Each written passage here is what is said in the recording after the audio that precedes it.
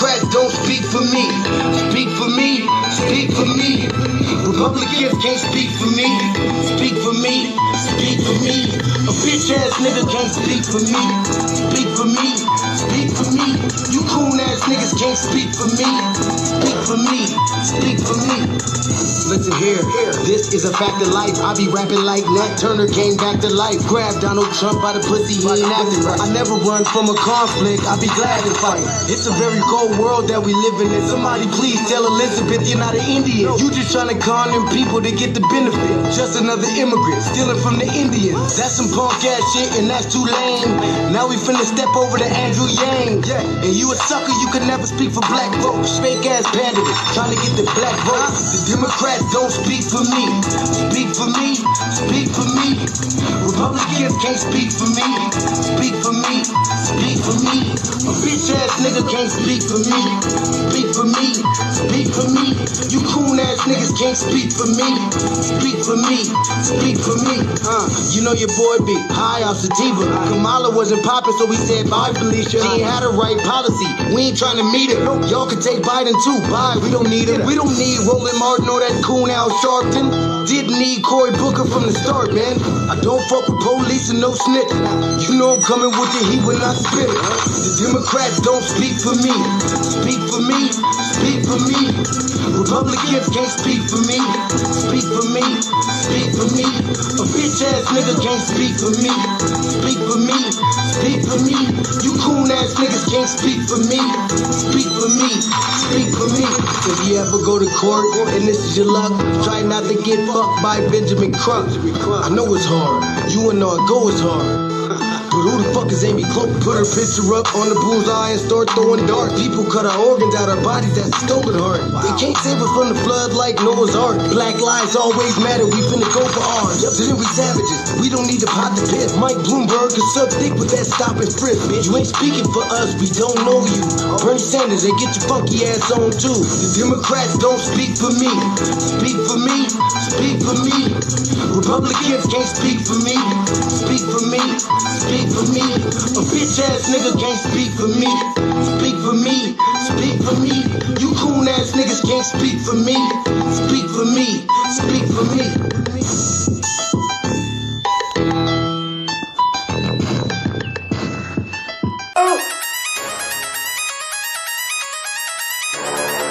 I'm talking about shout it going crazy. People going crazy in them motherfuckers. Run that shit back, man. But it's nothing. Nothing about a woman on the bed.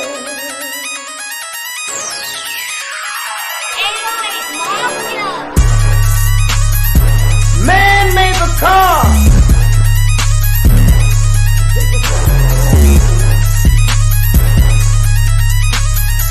Man made the train to carry the heavy load. Man made the electrolyte to kick us out of the dark. Man made the boat for the water like the 7-millimeter. Man thinks about a little bit of baby girl and a baby boy. And man makes them happy.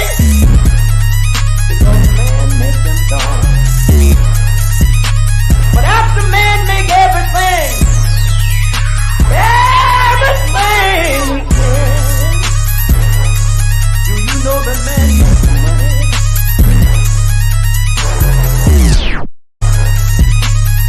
To buy from other men. This is a man's world.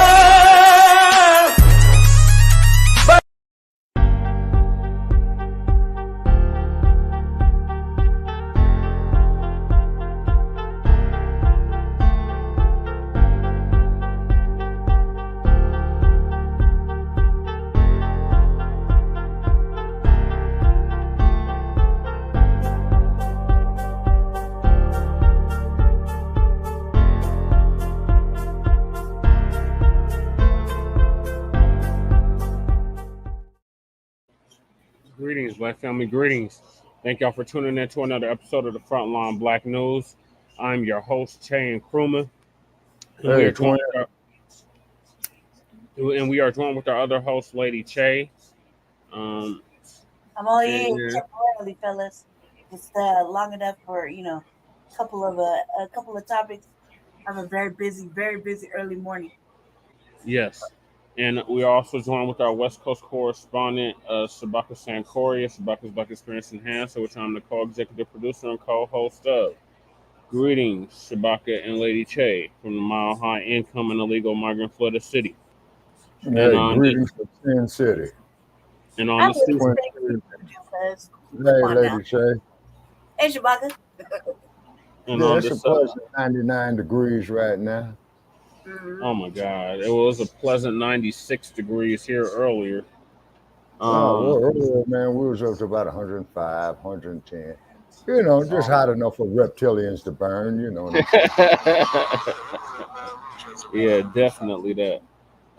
So thank y'all for tuning in. This is season 4, episode 17, part 2 of the Front Line Blacc News, and we'll be discussing several things. The first thing that we're going to be discussing is, oh my God, these damn Democrats and their scare tactics. Well, their scare tactics worked this election. Yeah, man. You know, like I says, man, I think all them Democrats, right along with them reptilians, belong in jail. Put them all in the same sewer. Yeah. So we're going to go over that. Will their scare tactics work this election? Then we got Vice President Kamala Harris, whatever the hell her damn name is, Kamala Harris, has seen some black Trump voters dumped as in human shit, and we want to make that perfectly clear. Voters claim their vote in Harris, but remember Hillary in 2020. Yeah.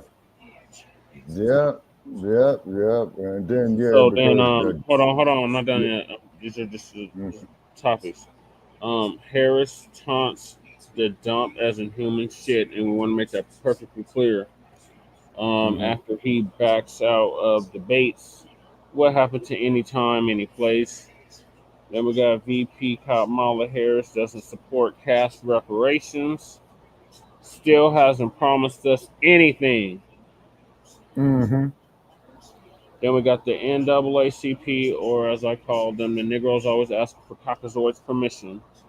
Boule and Boule groups oppose reparations, but support Kamala. Then we got Kamala Harris exposed, leaked DNC talking points to defend border czar criticism released. Then do you support VP Kamala Harris for president? Hell to the no. Hell to the no. We're going to hear from some black voters that are going to express if they are going to support Kamala or not. Then we got Reid disrespects black men. Joyless Reid disrespects black men by calling us white adjacent for fighting for the traditional family. And if we have time, the Paris Olympics slammed for social cleansing, more like ethnic cleansing, and mass displacement, militarization, and greenwashing. So those are the topics tonight, Black family. So greetings, Shabaka, from the Mile High Income and Illegal Migrant Flooded City. Football season is right around the corner, Shabaka. Yeah, man. What's gonna do? Man, we were going there and put some ponies in a barn, and then also to update on Simone. And them Broncos gonna get them oats and run all over you. Okay, go ahead. Yeah, okay. You know, a girl there, Simone, over there. You know what I'm saying? Simone Biles. I seen her earlier. She was doing her twirls and gymnastics. And she's got her leg wrapped. You know, so she had her leg wrapped. So that's telling her, you know, that's telling me, you know, she's in pain, but, thank you know, twin. young woman. Yeah, young woman is hanging in there. You know what I'm saying? The boxing is supposed to start tomorrow. As we all do know, this will be the last Olympiad. They'll have the Oh, box. snap. The boxers tomorrow. I definitely got to check that out. Oh yes, sir. And I'm going for every brother in the diaspora to smash all cockazoids, put him Oh, on yeah. his back, lights Yep. out. The same way Bill did work the other night. The Yep. Madam Champion, Like Shields. Carissa Shields did Vanessa Oh yeah. Fonte, whatever the hell that cockazoid's Yeah, name is. man, it don't matter as long as the motherfucker's on his back, toes pointing north, lights out. I don't give a fuck. You know what I'm saying? As long as black people is winning. You see what I'm saying? You know, and don't have no white hopes. You know what I'm saying? Yeah, no great white hopes. Them days are long over. No, sir. In boxing, they're supposed to always get their ass whooped. Mm-hmm. Always. For Yep.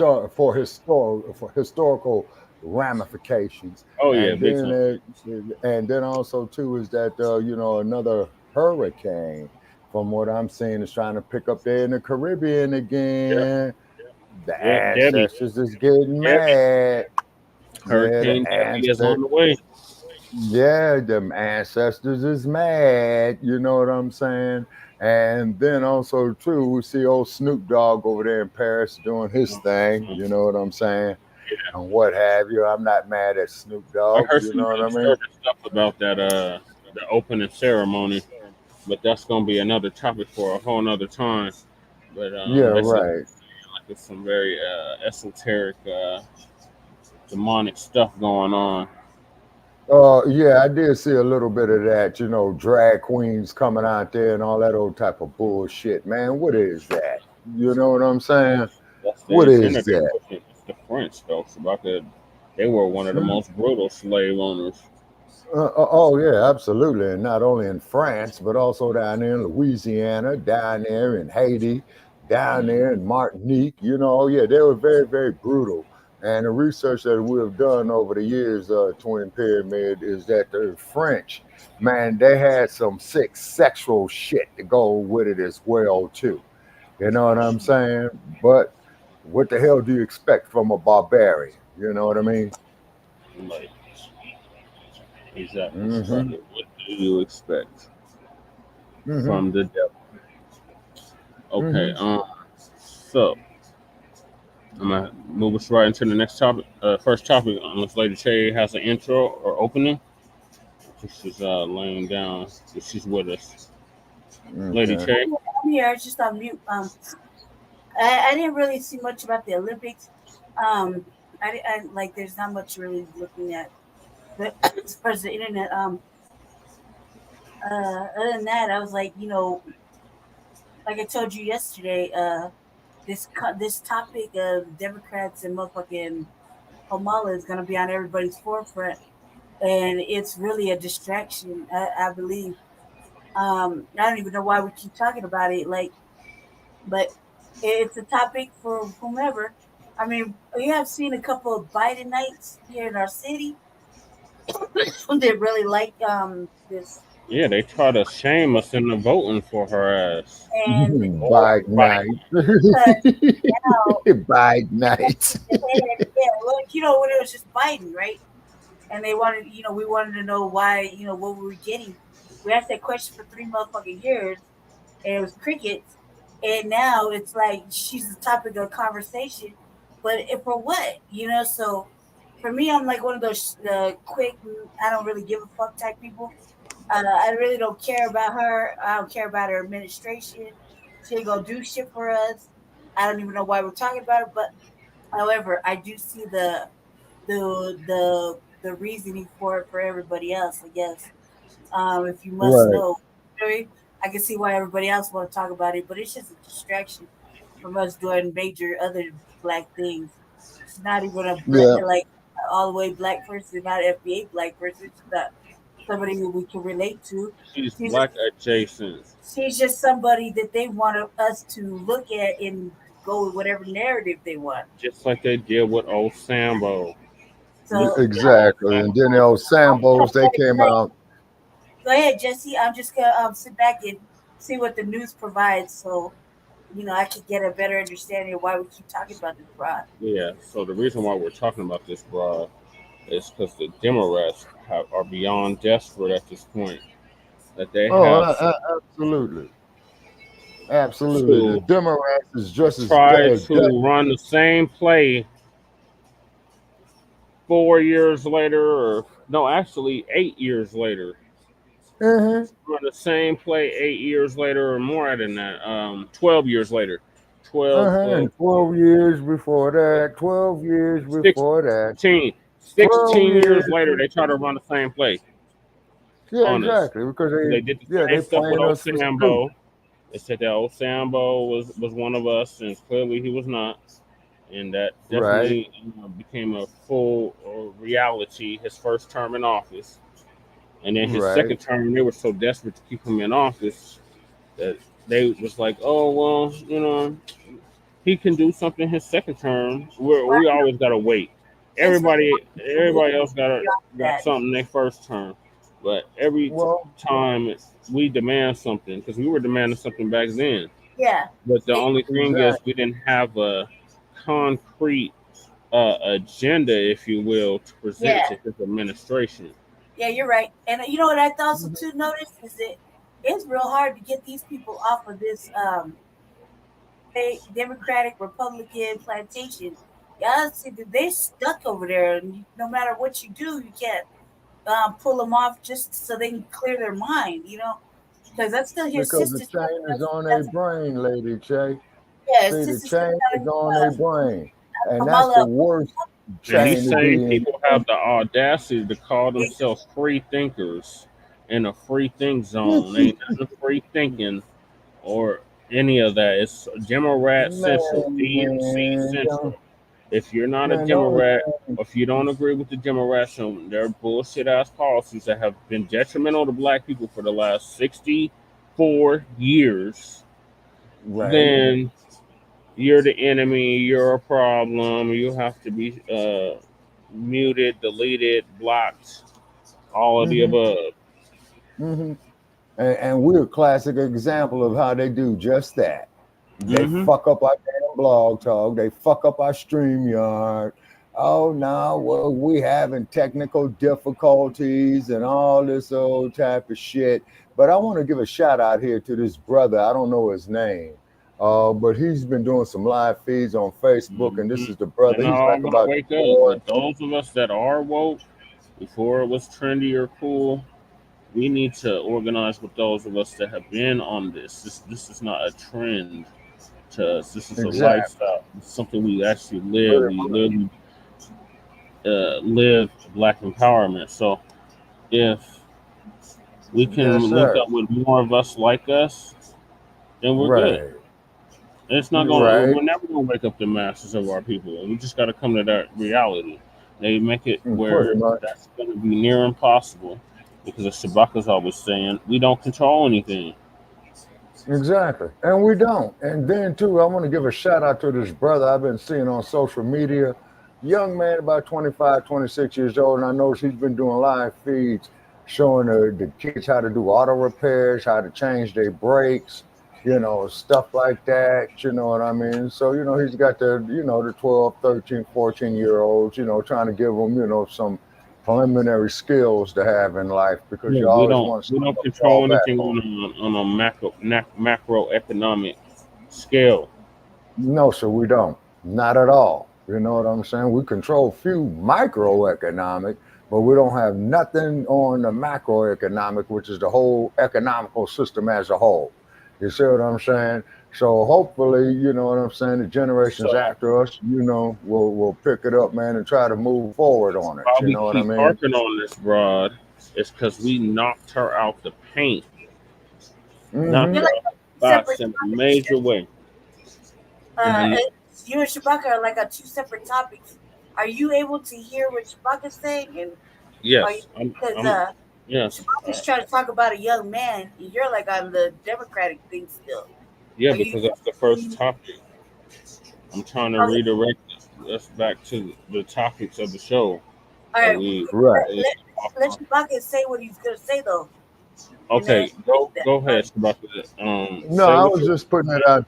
Yeah, I was just putting it out there, just a tidbit of information. I'm happy to see a young brother out there trying to show the generations after him, about basic car mechanics. If he could do Yes. that with basic car mechanics, then he could do it with AI. Next brother, pick it up, show him basic carpentry. Next brother, pick it up, Mhm. show him basic masonry. In other words, basically what it is black families to get us to be self-sufficient. So we do not have to go out here and not crumb bum, I'm sorry, depend upon these savages who does not mean us not one damn bit of good.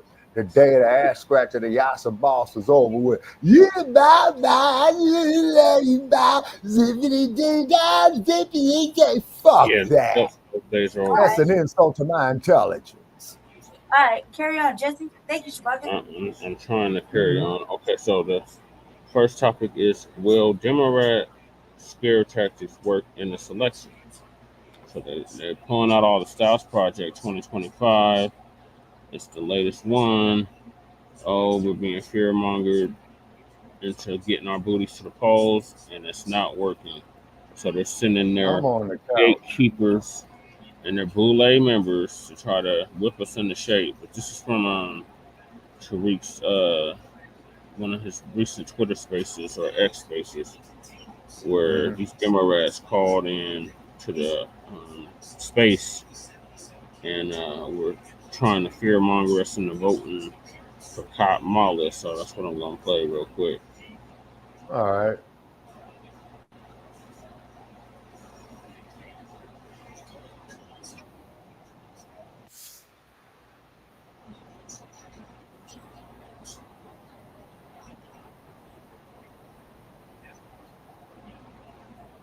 Okay, what's going on? They messing with the algorithms? No, he's over at the Black House, so it's a little slower, and you gotta find the right Oh, okay. tab to open up and share. So Oh, okay. he'll be right there. Yeah. Mm-hmm. Yeah. So the one on the screen, that's the one I'm looking for. Yeah, you're not sharing Oh, nothing. okay. Yeah, I had to find it. I'm about to Yeah. share now. Thank you, Lady J. Oh yeah, Yeah.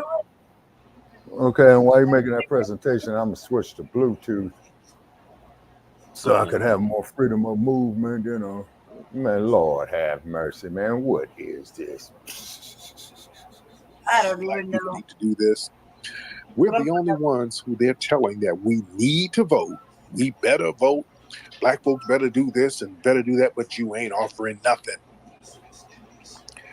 They're offering everything to everybody else except us Right.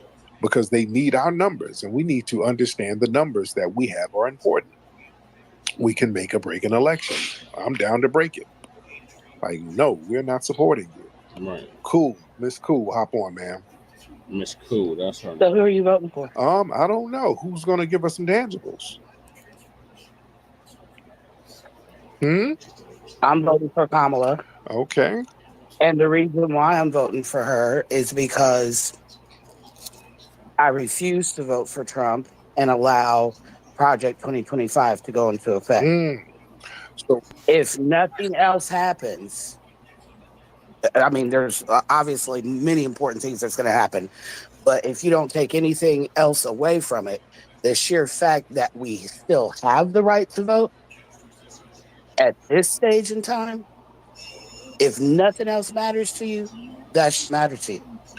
Because Trump, that's one of his priorities. That's one of his projects on Project 2025 if he's gone through it. how are they going to take our right to vote, ma'am? So it's actually, if you want to reference it, have you had an opportunity to go through it yet, Yes, brother? ma'am. I've seen it. Yes, ma'am. So yeah, it's actually starts on page 451, specifically on the voting rights. The same way, I mean, I'm surprised you asked that question because I know how smart you are. Mm-hmm. And I know you know that you said what, baby? Yeah. Yeah. How again? How are they going? I'm sorry. How are they going to take our voting rights? So exactly the way they've already been doing it, beloved. It's not new. They're just expanding it, right? How are they They've doing already. it? Black people's voting rights are not taken away from us. We can vote anytime, anywhere.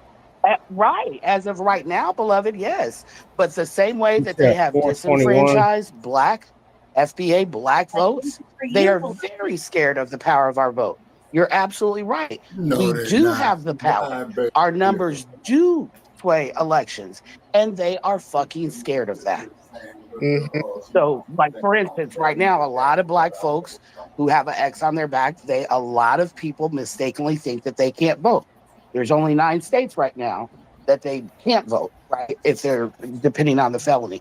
However, that's one of you can start with 451, page 451 on that specific issue, right? That's just one thing he's doing is wanting to mandate it. So, for instance, the folks who have felonies now that can still vote, he's trying to expand it where that will no longer be the case. That's just one. There's so many, subs. If you've gone through it, there's so many different things. I want to be respectful of the time. I know that you're real good about moving your panel around, but that's just one And big one. again, And that's going to it's going to disproportionately affect Black folks. You know that. No, that's not what our vote. Our right to vote is not going to be. Oh my God, what she just referenced, y'all, has nothing to do with anything she's talking about. They don't even read the shit they trying to fearmonger us about. You're right. That part, you know what I'm saying? That's the shit that gets me. And then also too, look at this jigaboo ass picture that you got up here. This type of shit. Yeah, see, ever since for the damn the last fucking 100 years, this is the most famous picture that they want to show Black folks. Is up here being buck-eyed, mouth wide open. We're gonna do boss and all that shit. Fuck that. That is what fear looks like for them. Jesus, who are we to mock? Listen with this buster ass shit. You know what I'm saying? What does it say there, Jesse? And Twin Pyramid says scared as hell. Yeah, Twin. Yeah. It is something to be scared of. We'll see beloved. And see that shit worked in 2020. But keep in mind, it's not so much us that is scared. It's these white folks who are scared. You see? Yeah, but it's these white folks that are scared. And the Negroes that's following up underneath them are going to get scared as well. Yeah, exactly. We on some bone crushers type issue. Yeah, you see? Yeah, see, and that's the problem with a Yasa boss. You see what I'm saying? And the thing is, though, at first I used to feel sorry for Yasa bosses, but now I don't. The reason being because with all this information that's at your fingertips, these days, ladies and gentlemen, being ignorant is by choice, you see? Now, old ass bastard like me. Hold on, Sebastian. I gotta finish this so our viewers, our listeners can get an idea of where these democratic shields are coming from when they're trying to hit us with fear-mongering tactics. These are the tactics that they use. They use them every election cycle, just about since I've been alive, probably since you've been alive, Sebastian. Yeah. As well, and Lady Shay. To get our booties to the polls, but I can't get this poll. I'm just gonna be like, nah, man. The moment I heard that, what can I do to scare people to the polls? It was a wrap for me, and that was just last week. Cause I mean, there's nothing really. If that's the way people think here in our city, you can only imagine what conversations are being had anywhere else in the world. You know what I mean? So I was disheartened. I couldn't believe it. I heard that with my own ears. It's like. After that, I was like, nah, it's a wrap for me. I'll never, ever again, ever be a Democrat. Right. Like when you said it, if you only saw my face, my soul left my body. It was like, and popped back in. It was like, oh, no. Oh, no. That broad right there looks like an old Negro. This is a black church talking about this shit. You know what I mean? Like, he's the church. He's the church down there. Yeah. Yeah. But he said that. He said that. And I was just like, nah, you. No, not you, baby. What do I got to say to scare everybody to the polls? Yeah, you did it right there. And right there, you scared me back into my reality of fuck no. I'm going to close the door and Yeah, eat a dick. I'm not going. Right. You know what I But mean? this what they're Well, so. this is just so This is what they have man-tan to look up ones, for. stupid, Yeah. fetching ass looking shit. Just like when they used to make the old Charlie Chan movies, I always had some buck-eyed Negro like this right here being scared of that. Oh, Mr. Chan, do this right here. Oh, Mr. Charlie, this, that, that, the other. You know what I mean? Look at the face. Yeah, and It's those like caricatures still exist a real today, ass. Shabaka. That's the sad part about it. So what happened to us, man? You know what I'm saying? I'm out of answers, man. We got stagnated. We got stuck on stupid.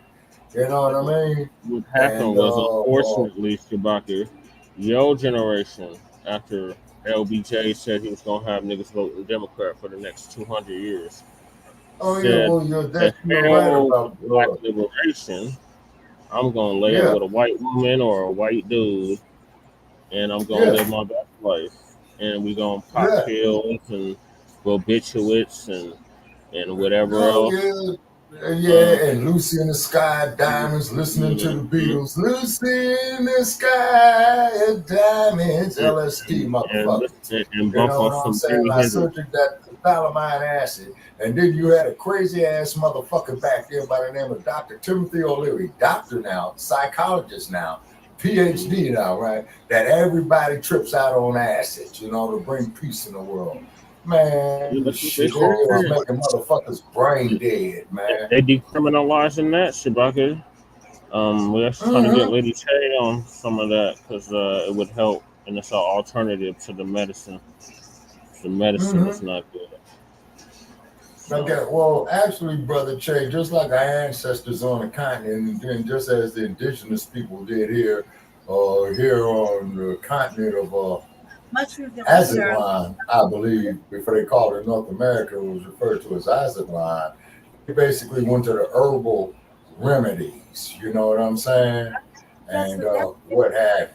because this So, medicine I got is either making me gain. Well, when you're a woman, we worry about our weight when we get older, especially if we can't maintain it. So the medicine I think one of the side effects is like a large amount of weight gain.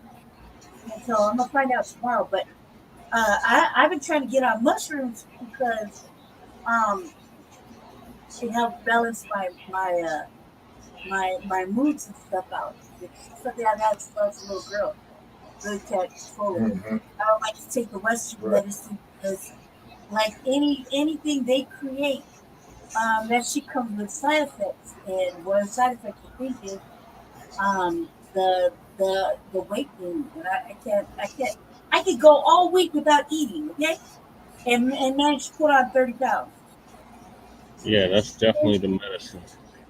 So and it's a And then struggle. also, too, Yeah, is like Pfizer, it's not really and helping you my remember mood. what Yeah, and they had remember, a, you couldn't sue them for the jabby jab. Yeah, right, and you remember when they got up there and said before the Congress or the CEO of Pfizer says, we don't care about the fucking public, our responsibility is to our stockholders. yeah, Yep, it's that's true. what they said. And the Democrats have Eh, made it clear that their responsibility is to the celebrity class, the Yeah, donors exactly. that donated Yeah, all that money to Kamala over the weekend and last week. I mean, Then, people right. don't know and about this excessive amount of weight and heaviness I'm feeling. I mean, it started really since I started taking the medicine a few weeks back, um, like maybe a month ago, like about a month ago. Maybe no, was it longer than a month? Just it's been longer than a month. no, it's been About, maybe a month. about a month. And it's from this one medicine. The one medicine is supposed to help me with my mood. Because I'm like anybody who's black, you're angry, stupid angry, right? But you can't walk around Well, to quote the words of James Baldwin, Lady Che, to be right. black in America is to be in a constant state of rage. And so if I let that constant state of rage out all day long, it's already intolerable but I can't. I don't even want to let it. I don't even want to stop. You know, being. But in order to be to have decent conversations with anybody else, I got to calm down a little bit. So the medicine's supposed to help me calm down. It really doesn't. I think it makes it worse sometimes. Yeah. It makes it very inhospitable conditions for me. Yeah. It doesn't really help me sleep. It's just ugly medicine. But on top of that, I think the weight gain is Yeah. They're legalizing it too, twin. In several states, they legalized it here. What year was that? I want to say in 2020. I smoke weed, but I stopped smoking weed. Like, well, I don't smoke as much 2022. because we haven't had really good weed. Is what I like to smoke. Really good weed. Well, anyway, but I've been dying to go towards mushrooms because it's from the earth, and I like mushrooms, right? So it helps me stay in tune with all my metaphysical stuff. I feel great. I feel like easier. You know what I mean to deal with. So I've been waiting for it to become a legal situation, and it is and it isn't. Yes. Okay. That's So yeah, something. He said mushrooms help the mental state by connecting receptors in the brain that are yep, damaged. exactly. mushrooms are good for a lot of things, and it'll be easier and lighter. Well, just make sure that, Lady Che, just make sure that they're not prescribed to you by Dr. Ben Carson, because Ben Carson, you can look at his ass and say he's taking his own meds. Ben Carson be fucked up. Ben Carson look like the bottom of my soul. Shout out to the viewers. Make sure y'all like and subscribe. So I'm gonna get back to this clip, y'all. But thank y'all for that. And yeah, Western medicine is bad for us. Yeah, So that's for immigrants. Immigrants, they're stopping immigrants from coming over here being allowed to vote, and you're not even a citizen, because that's what the Democrats are doing, and I'm for that. We shouldn't have people coming over here; they're not citizens and they're voting. No, I totally agree. Right. So yeah, we're not going to be affected. They're not going to mess with our voting rights. That's something that the Democrats say to get us to jump up and say, "Oh, we can't let that happen," and then we get out here. No, I'm not. What I'm saying is that I don't go off of talking head points. I don't read an article and take it as fact. There is fake news. You have to debunk. You have to critical think. They have us going. You've got to deep dive for yourself. They have us jumping out here, and then the immigrants, they benefit for what we're standing up fighting for. You understand? And the Project 2025, that's like a boogeyman that the Democrats have created. What's Project do to us? Amazing means the Tooth Fairy made it to the house last night. Amazing. Fuck the commercial. Fuck the commercial. Come on. I mean that's such a broad question. It's not created by the Democrats. It absolutely is created by the Republicans. You know it because they've already testified in Congress. They are literally sitting in your face, and I'm talking about super disrespectful. Just like how they got in I can't remember what's homeboy's name. You know who I'm talking about. The founder of the Heritage. His name just flew out of my head. But you know who I'm talking about. The one who testified in front of Crockett. Got real disrespectful with her. Basically did everything but flip her off and say, yep, that's our playbook. Yep. Okay. We're partnering with Trump. Yep. It's on his website. It's in writing. Like, that's not heebie-jeebie. I completely agree with you. Immigrants should not be getting, Hold on, dear. Hold on. Project 2025. What's in Project 2025 that's not happening to Black folks right now? What's in that thing that we're not being affected by right now under the Democrats? What's in it, dear? Because, yeah, they do a lot of boogeyman tactics to try to get us to one side. Now, what's in Project 2025 that we ain't being affected with now as Black people? Do you want me to answer? Go ahead, beloved. So there's so many things, but some of the biggest things that will disproportionately affect Black folks is them trying to get rid of the Department of Education and the Department of Justice. So you already know that the police are killing us left and right. We can name them. We can't even name them. There's so many. Most recently, we all are very cognizant of Sonia Massey. So Project 2025 goes into effect, boom, you no longer have the federal oversight that Biden and Harris have co-authored.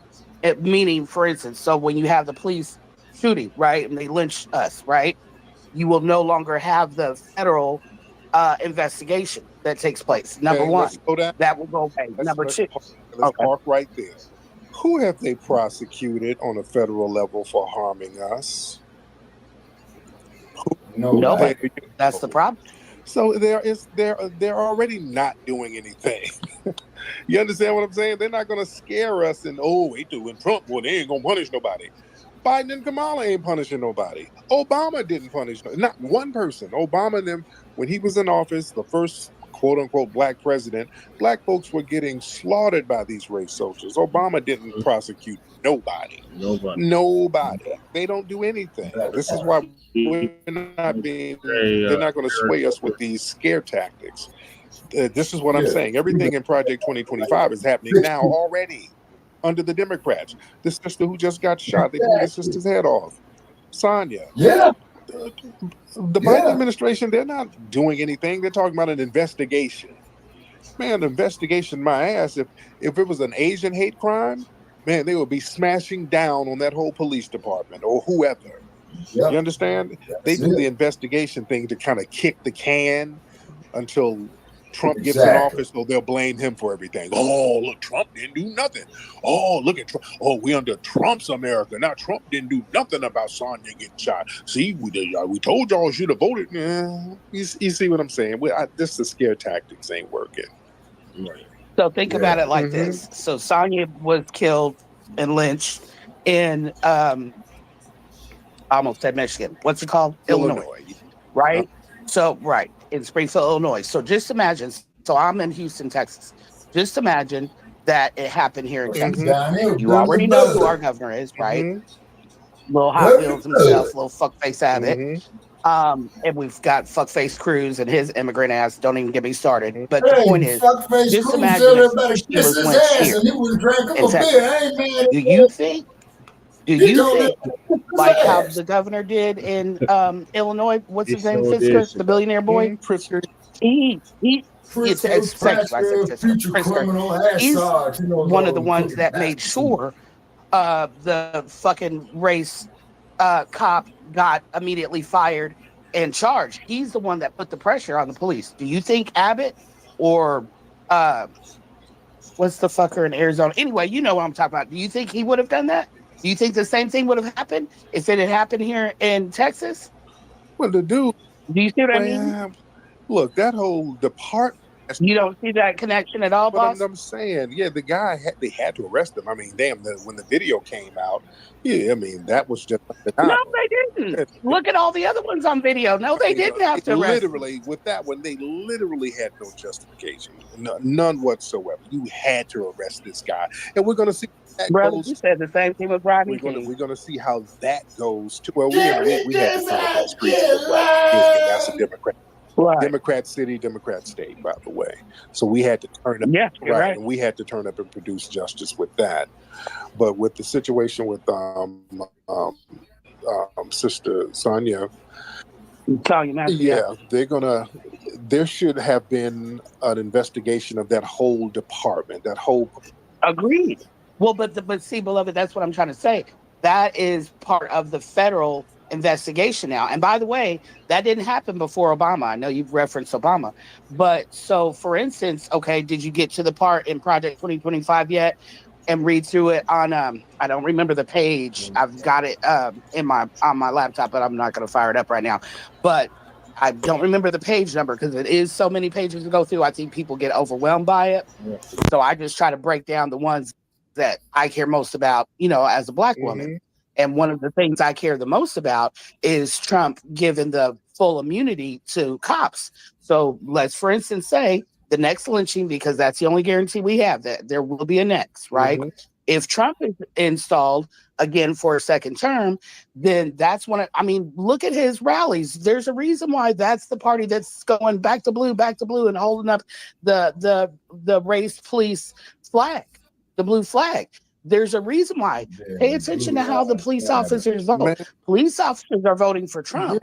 And one of the reasons why they're rallying for Trump is because he already has it in writing and with the Agenda 47. Because some people don't think that Trump is on Project 2025, which is completely bogus. But just pretend that he's not. Okay. He says that in his Agenda 47 as well, he's going to give blanket immunity. So God forbid on the next lynching, on the next Sonia Massey, that same cop on video and everything, there'll be nothing that we Do can you do. think Kamala is going to punish cops for black people? Yes, I do. Man, I absolutely do. And the reason why I do is because your state, man, if you has really... she done it? When has she done it? Unlike cage-free hens that rarely set foot outside, Nellie's free-range eggs come from hens that...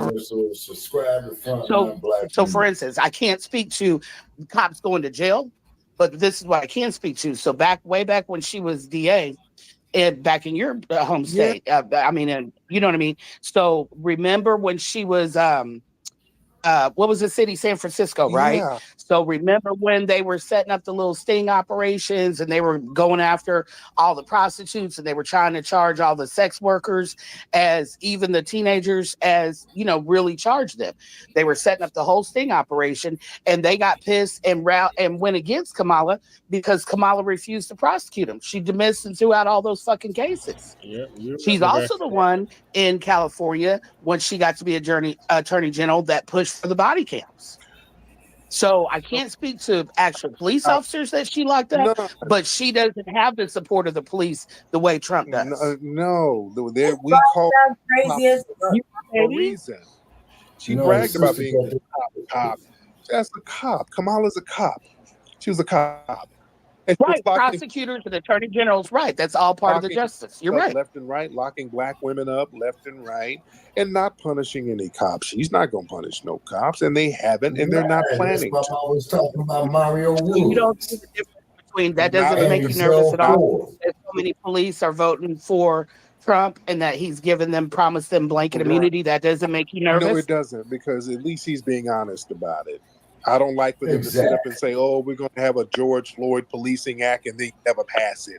And you're sitting here. Well, but they can't pass it when the Republicans keep shutting it down, Dave. That's why we have to make sure. Republicans, it's everybody else's fault. No, it's their fault. They can have all types of executive orders they want to have right now if they wanted to. Biden is out the door with his senile ass. They can start having executive orders offering. I wish they would. Yeah, protecting black people. They had no problem doing this for the Asian community when they had the Asian hate crime and Stop Asian. Right, they did that so fast. You're right. With the quickness, Kamala Harris told us she can't do nothing for black people. That's only going to benefit black people. No, but the Asian community, she had all types of hate crime bills and resources specifically for them. So no. We're not playing the benign neglect game no more. That's just not going to come. They got to come with it. They got to bring something tangible. What else are you voting for Kamala for? I mean, there's a lot of reaches here. What are you really voting for?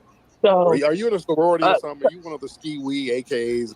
No, I'm not. I'm not AKA. I didn't pledge. That wasn't my college experience. I was poor. Yeah. So, they did the Divine Nine, they looked down on me. I beat a couple of their asses though, so it all worked out. But so the other thing, I mean, there's such a laundry list, but the biggest things that I'm voting for Kamala for is for making sure, because my kids are raised. I've grown kids. My babies are 30 and 33. So, but I have my grandbabies, and so one of the things that I'm really concerned about is with the Department of Education. And for instance, one of my daughters, she owns a day school, right? So I'm very well aware of how her business, she's very successful. She's getting ready to open up her second one. But for instance, it would dramatically impact my daughter if the funding goes away for the Head Start programs and for, she has so many of her parents, because she's a Black business owner and all her babies are Black, all her parents are Black, at the day school. And so for instance, if They take away the Head Start money, which is part of the Agenda 47 plan with Trump, and boom, there goes my baby's business. So just for one example. So for secondly, I'm now, I'm 51 and, I'm very blessed and grateful to still be very healthy. But, my focus is retirement and preparing, for my winter season, as we say, right? And so I'm very worried about, my Social Security and my Medicare and Medicaid. I don't want to be a burden on my kids. Do you know what I mean?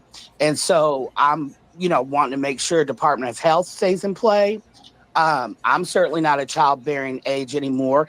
And I think that one thing that I don't like that I've heard from conservative males specifically is they're like, oh, this is a feminist movement and they want to vote for abortion. This is what I think people miss. You can put that on white women, but you can't put that on black women. What we are voting for more specifically when it comes to that is, so for instance, I had major infertility issues because I have endometriosis. Well, if I don't have the option for my contraceptives and to get my fertility care, then you're literally denying my right to have a child. And people are just caught up like, oh, people want to just have abortions. No, I'm pro-life. I'm not pro-abortion. But I am pro having my right. I just looked at the shit this broad is talking about, y'all, and it's the complete opposite of what she's talking about. Like, they don't even know what the hell. They are literally regurgitating the same fucking prepackaged talking points from the Cartoon Nazi Network, Right. MSNBC, Roly Poly, Tom Joyner, that type of shit, yeah. And they're not even investigating none of this. They ain't even investigating none of this. They're talking about everything she keep referencing. I've already fact checked, looked into, or why she's bringing it up with pages and all of that. And then the Agenda 47, it literally says President Trump's pledge to homeschool families. Ain't that what we always talking about? We need to homeschool our kids. Take our kids out the public indoctrination centers. But these people don't even read shit. They getting paid to lie to us about. Right. And we can't even get $10 goddamn dollars, man, for telling the truth. Nothing on here is something that would harm black people. But the way they're painting it is like, oh, this is gonna be a threat to all black Americans. Like, no. This has nothing to do with us. Exactly. See? And then another thing too, Brother Trey, as you know, is that the news does a lot of diversionary shit to take your mind off of really what the fuck is going on. That's why you got conscious of shit around it. I mean, the whole goddamn state of California is on fire right now. That news items, and the reason I know it, man, because I'm looking into the west and I see the fucking smoke. Yeah, you can see the smoke. We've been getting some of the smoke from the fires out west as well. Yeah, and you guys, how far are y'all away from me, man? Or at least 900 miles. Yeah, 900 miles. Yeah, in a straight line. But y'all, and road miles is probably about 1,200. Yeah, because we're like at Sacramento. Sacramento and Denver are at the same latitude. Oh, okay. All righty. Okay. So y'all on the same latitude. Okay. All righty. Okay. And it's kind of like that Death Valley and Las Vegas are on the same latitude. So for all practical purposes, we're kind of like about 120 miles north of Los Angeles. Yeah. Basically, and Death Valley is literally to the west of you, on the other side of the border. Yeah, and Death Valley, man. Yeah, they're saying it's getting up there to a nice 127 degrees. Oh my God. Yeah, right out there in Imperial County, California, Death Valley. Not a place I want to ever go. No, well, if you want to see it, if you want to just see the nature But I would recommend going in January, man, but no later than April. Yeah, April it's already gonna be like 90 something. Mm-hmm. Yeah. And the earliest to go to it, man, for it to be cooled off, man, to be about late September. Yeah, that's it's like going to Phoenix. Yeah, and then also too, and as you know, and out here in the West, brother Che, you got the low desert and you have the high desert.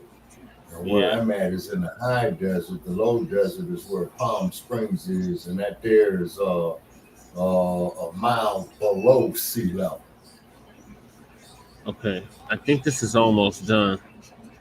I don't All think right. men would vote, and I think you guys would get a lot more upset if they were mandating some physical change to your body, like, oh, you have 3 baby mamas and you're not paying child support. You're forced to go get a vasectomy. I mean, that's not right.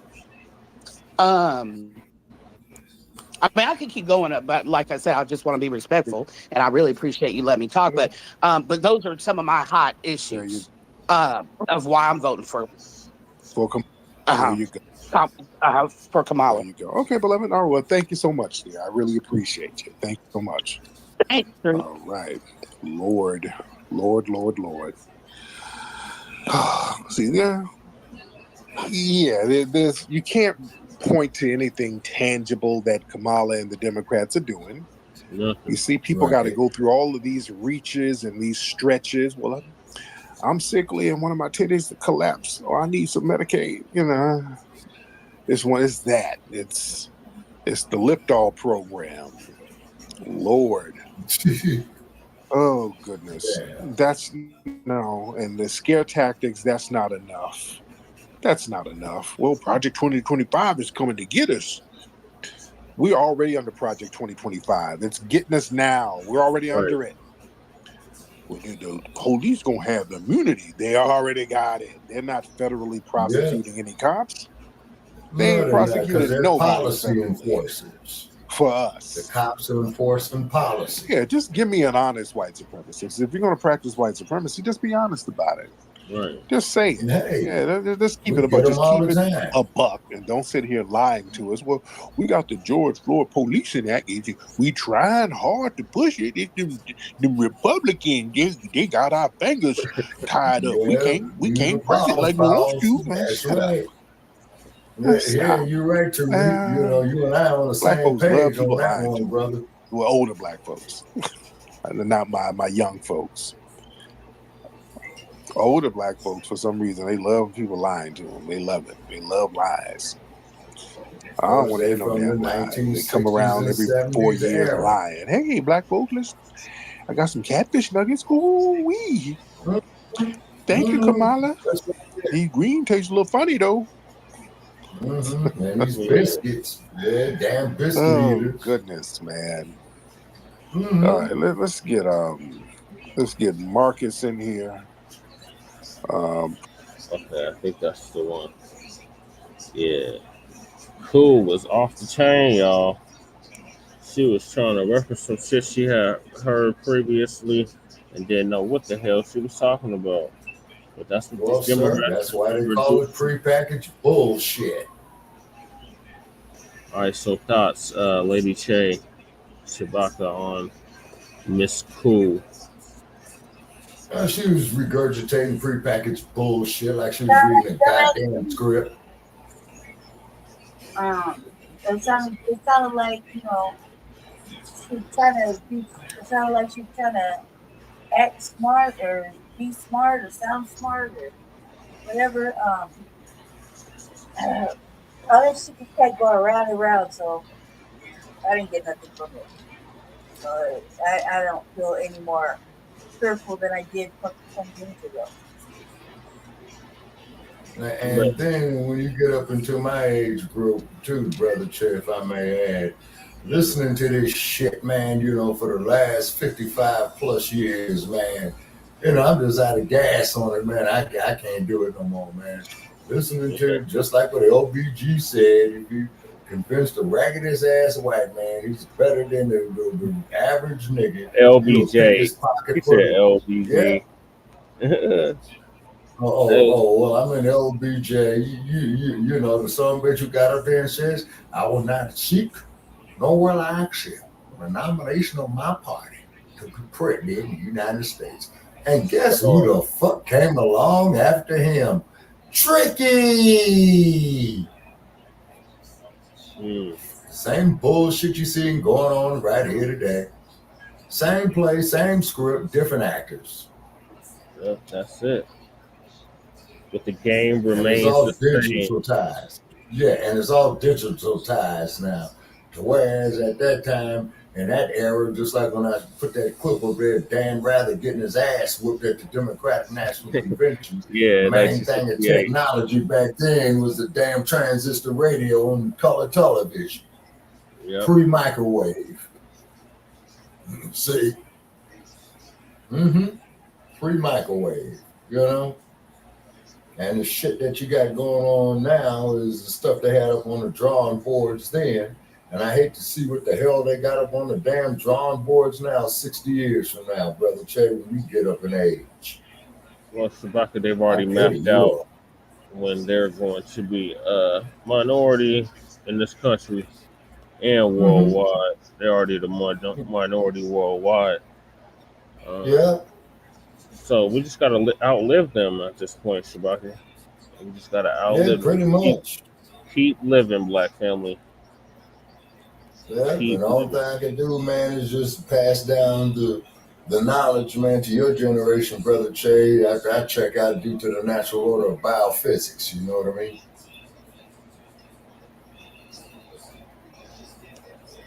Yep. Okay, so I'm gonna move us along, Shabaka and Lady Che, unless Lady Che has something to add. I think she already chimed in.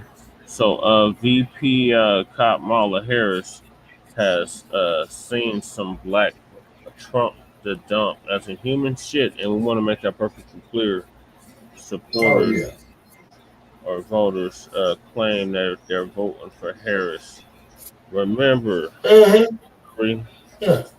remember Hillary Clinton in 2020?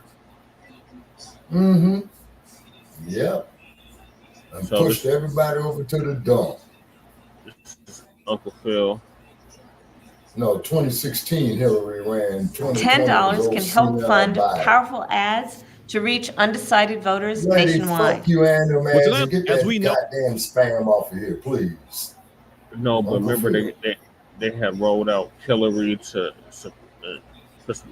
wasn't she ran again? Was she in the running initially? Yeah, Hillary is the one that ran against Trump in 2016 when the dump got selected. No, but I'm saying in 2020. Oh, that was Biden. With his old no, but it was like ass. Biden and like 10 other people. Oh yeah, then they finally fell off and let Biden go up against Trump. And one of them was Kamala. Yeah, you're right. That is correct. Until the congresswoman from Hawaii told her about her stinking ass self, just like what Mike Pence did when he had debated her. You know, he regurgitated the same shit. But what they said about Kamala, being the attorney general and a nothing ass senator from California, yeah, all that is true because I was living in California at that time and witnessed that bullshit. I gotta go, babe. Okay, Lady Che, thank you for joining us for the brief time that you were able to join us. Just sit back. Should I stay in here and listen or just tap out and listen? I mean, I would say just listen. Stay in here? Stay in here? Yeah, stay in the studio. Right. Just go on mute. Right, good bit. Okay. All right. So Uncle Phil's gonna give us an update on this. Uncle Phil. So the election has changed completely because when Joe Biden dropped out the election, the whole dynamic switched up. Now, if Joe Biden was stayed in the election, Donald Trump would have won that presidency too easy, right? But now since he dropped out and Kamala Harris has came into the election, the dynamic has changed. You can't say it's the exact same election. Trump can't even approach the strategy that he was trying to do with Joe Biden, and definitely can't do it with Kamala Harris whatsoever. So there was a interesting, article in Newsweek. If you look on the screen here, Donald Trump's gains with black voters have been wiped out. This is according to Newsweek. Now let's go into what they're talking about here, and let me just give a accurate assessment of what has happened or what's really going on with this article. They're saying here in Newsweek that Donald Trump's gains with black voters have been eroded since Joe Biden dropped out of the 2024 race. They're saying Vice President Kamala Harris became the expected Democrat nominee according to the polls. They say if she is nominated at the Democratic National Convention next month, Harris would be the first woman, they say, of color. They say, now this is what they say. That's not what I'm saying. They say she is black and South Asian descent. She's more South Asian than black. I will tell you that much. She still qualifies for the auction block. Major parties ticket. And I said polling in recent months indicated that Biden was losing support among black voters, who was crucial to his 2020 victory. It's in 2020, 92% of black voters had voted for Biden, while about 8% backed Trump.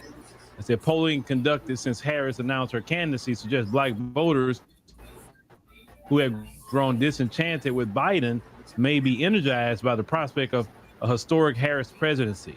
Well, we had a historic Obama presidency, right? Very, very historic. And what ended up happening to black people? Well, what did we get out of Barack Obama's presidency? Let's think. I'm gonna tell you who got something out of Barack Obama's presidency: LGBT. I'm gonna tell you who got something out of Barack Obama's presidency. Still to this day, the lasting effects of him was immigrants. They got things out of Barack Obama. We didn't get anything as a particular group. Now, people say, what about the Affordable Care Act? That's for everybody. That's not for black people specifically. So now you're trying to do the Obama thing all over again, saying historic. What historic got to do with anything? We gonna get nothing. Okay, it's a black adjacent face continuing the same status quo, and the status quo is don't give black people anything. That's the status quo. Give the buffer group something to keep them on team white supremacy, but make sure to not give them black people nothing. Just as much as you had a Stephen on the plantation, managing the plantation, that's no different than a Barack Obama or a potential President Kamala Harris. Same thing. It's a Stephen on the plantation. They're there to manage the plantation, not change it. Let's continue. They say a CNN poll that was conducted on July 22nd and 23rd, surveying about 1,631 registered voters who had previously participated in CNN polls in April and June, found that Harris had a support of 78% of black voters, while Trump had 15%. It's their previous poll had 23% of black voters backing Trump, while 73% backed Biden. That's not really much of an increase for Vice President Harris. You know what I'm saying? Now, they need at least 80% nationwide of the black vote to win anything. If they get under 80%, then they don't win anything. So we talk about Democrats. Now, I said, meanwhile, an active vote survey conducted between July 21 and 23 found black voters were overwhelmingly backing Harris.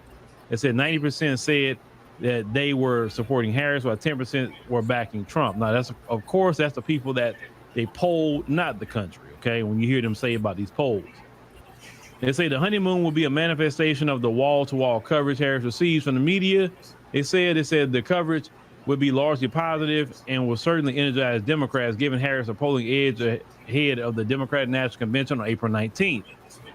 Now, a man by the name of Thomas Gift, they say an associate professor of political science and a director of the Center on U.S. Politics at University College London, they said the UK told the media outlet that black voters peeling away from Trump suggests that his hold on this demographic was always tenuous. He said the question is whether those losses are compensated for by an increase in Trump support by other voters, especially white working class Americans who Biden appealed to by emphasizing his blue collar Scranton roots. And that's what they're not talking about, what this man is saying. Okay, you may have a few people that walked away from maybe voting for Trump to go vote for Kamala Harris because they still voting on identity politics They're not voting on policy. You know what I'm saying? Okay. Now, when it was Joe Biden and Donald Trump, it was easier for them to vote policy because both of them were white. But now, since you still have people with this symbolism crap, they're going to go do that. Some of them will. But as they said, there are some white people that will not vote for Kamala Harris, just like there were some white people that would not vote for Hillary Clinton either. Xcel Energy understands that solar power is more than just a renewable resource. It energizes our homes. You know what I'm saying? That's the thing. How she's going to get votes that Hillary Clinton didn't even get in 2016. That's the question that some people don't even want to know. Listen, white women didn't even show up for Hillary. And that's a fellow white woman. A white woman that want to give other white women all the freedoms in the world to do whatever the hell they want to do. And they still went out and voted for Trump.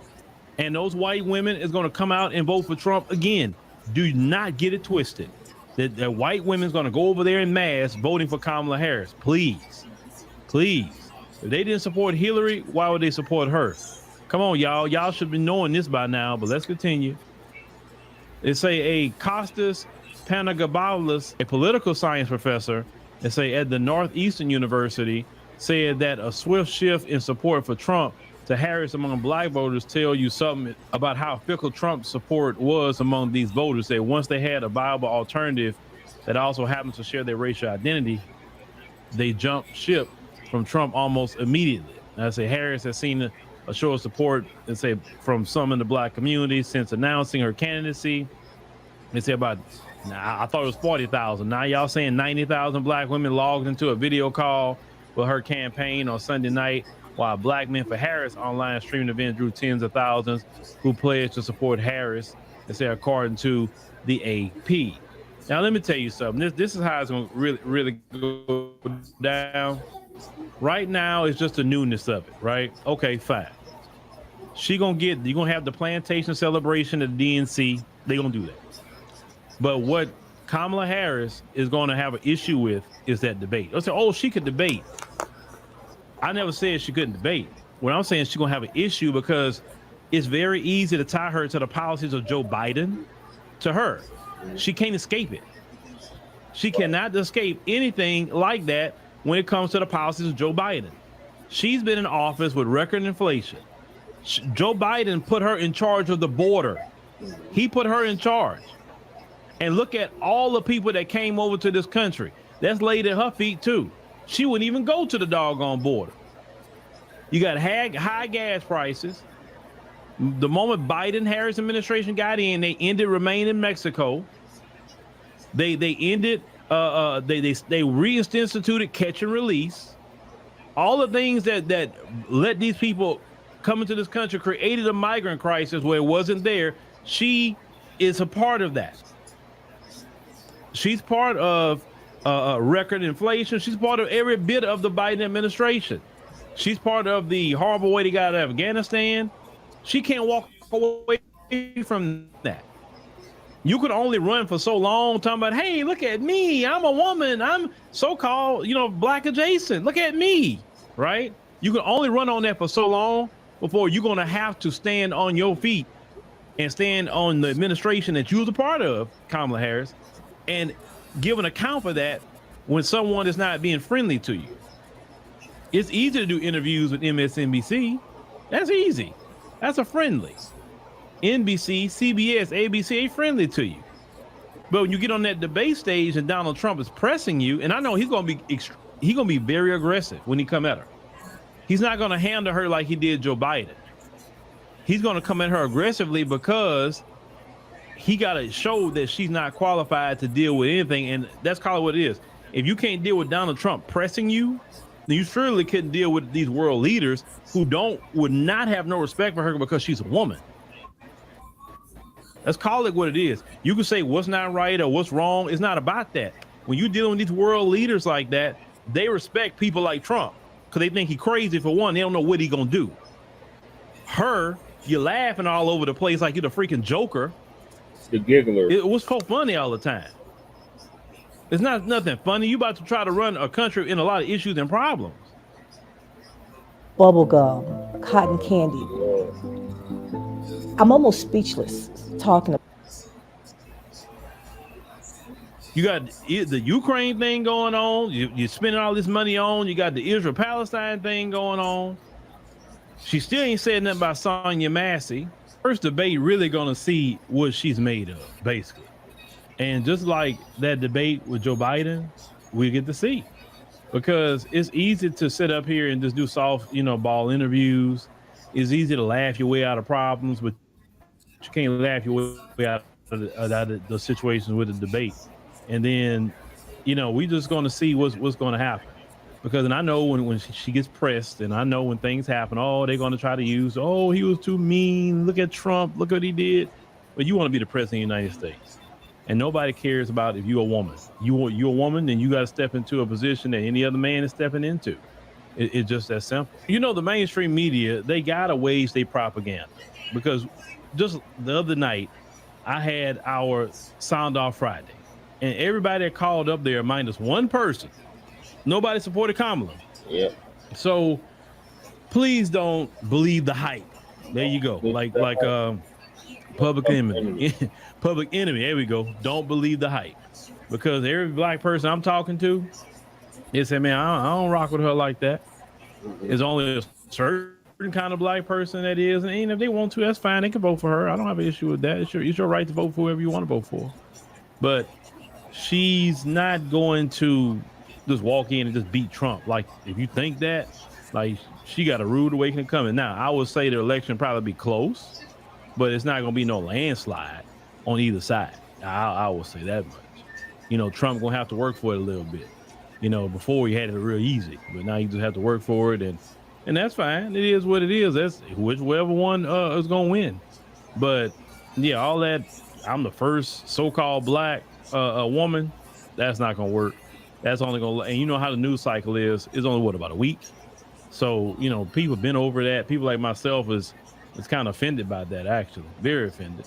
Yeah. Because when you talking about Jamaican, your father look like no Jamaican. I know her grandmother. I seen her grandmother. Her grandma's Jamaican, but that's not the soil.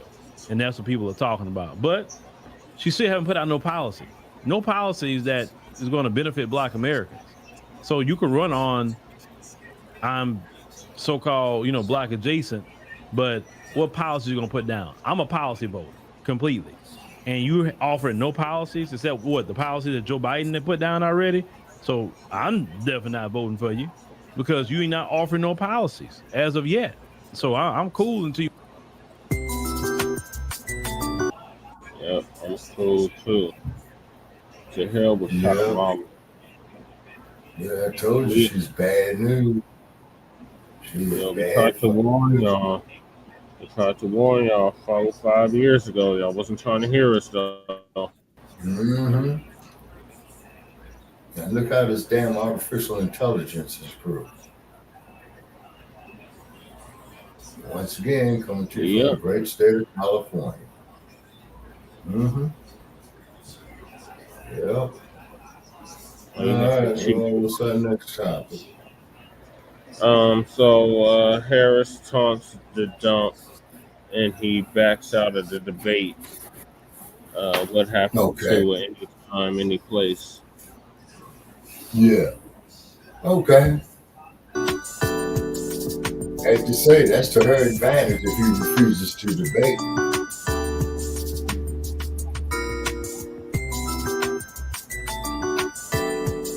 Running for president against him. He said she would be an easy win. He'll debate her anytime, any place. Well, since then, Donald Trump has been backing away.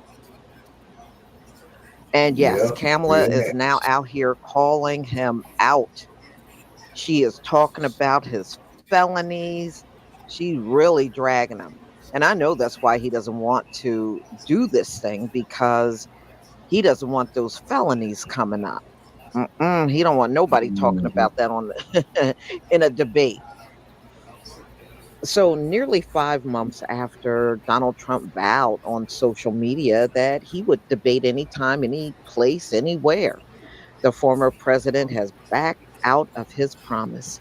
given the continued political chaos surrounding crooked Joe Biden in the Democratic Party. General election debate details cannot be finalized until Democrats formally decide on their nominee. Trump's communication director, Stephen Chung, said in a statement. Chung referenced former President Barack Obama, who has yet to endorse Kamala Harris. Actually, he did today. He did. He endorsed her today and claimed that there is a strong sense in the Democratic Party that Harris cannot beat President Donald Trump. And they are still holding out for someone better. Therefore, it would be inappropriate to schedule things with Harris because Democrats very well could still change their mind. Chung wrote, no, they're not going to change their mind. And all the funds that have been raised in a short period of time for Kamala, now ain't going to be no change in mind. Sound like y'all just making up excuses. Yeah. So the news arrived after Trump and President Joe Biden previously agreed to two televised debates. One already occurred on June 27th and the other on September 10th. Before the first took a disastrous turn as Biden's performance cast widespread doubt among the Democratic Party and led to calls for him to step aside. And he did. He did. And we know Kamala is a much younger candidate in comparison to Joe Biden, 81, and I believe she's 59 years old. Okay, so amid the mounting outcry, Biden dropped out of the presidential race. Minutes later, endorsed Harris. Today, I want to offer my full support and endorsement for Kamala to be the nominee of our party this year.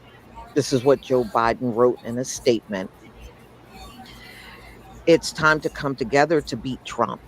Let's do this. His endorsement was soon followed by other party leaders, including former President Bill Clinton and former Secretary of State Hillary Clinton.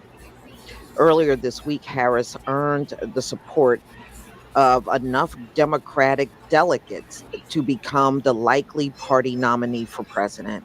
Delegates and the Democratic National Convention will still be able to vote for the candidate of their choice in August. It's really not that far off. I believe it's like around August 5th. It's not that far off. However, virtual roll call will be held during the convention. Delegates can pick a nominee prior to the Chicago event. Trump, who previously said that debates could be run by corrupt DNC when faced with Biden as an opponent, recently said he believes a debate against Harris should be hosted by Fox News instead of ABC. But see, I don't think that's fair that Donald Trump is doing that because they had agreed upon that back in May.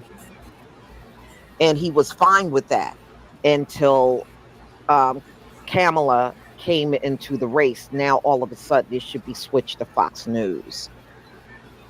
Despite his waning eagerness to take on Harris on Thursday, the vice president said she is ready to go in and show down against Donald Trump and accuse him of backpedaling. Yeah, she's been saying that all over the campaign trail and pretty much calling Donald Trump out as a coward for trying to back out. I think Donald Trump is making a big mistake. You know, you were more than willing to debate Joe Biden. And now Kamala is in his place. And now all of a sudden you're running away. Just saying, it's not a good look. I said that before. This don't look good, Donald Trump. And she's out here calling you out and really making you look like a big coward. Y'all tell me what you think about this story.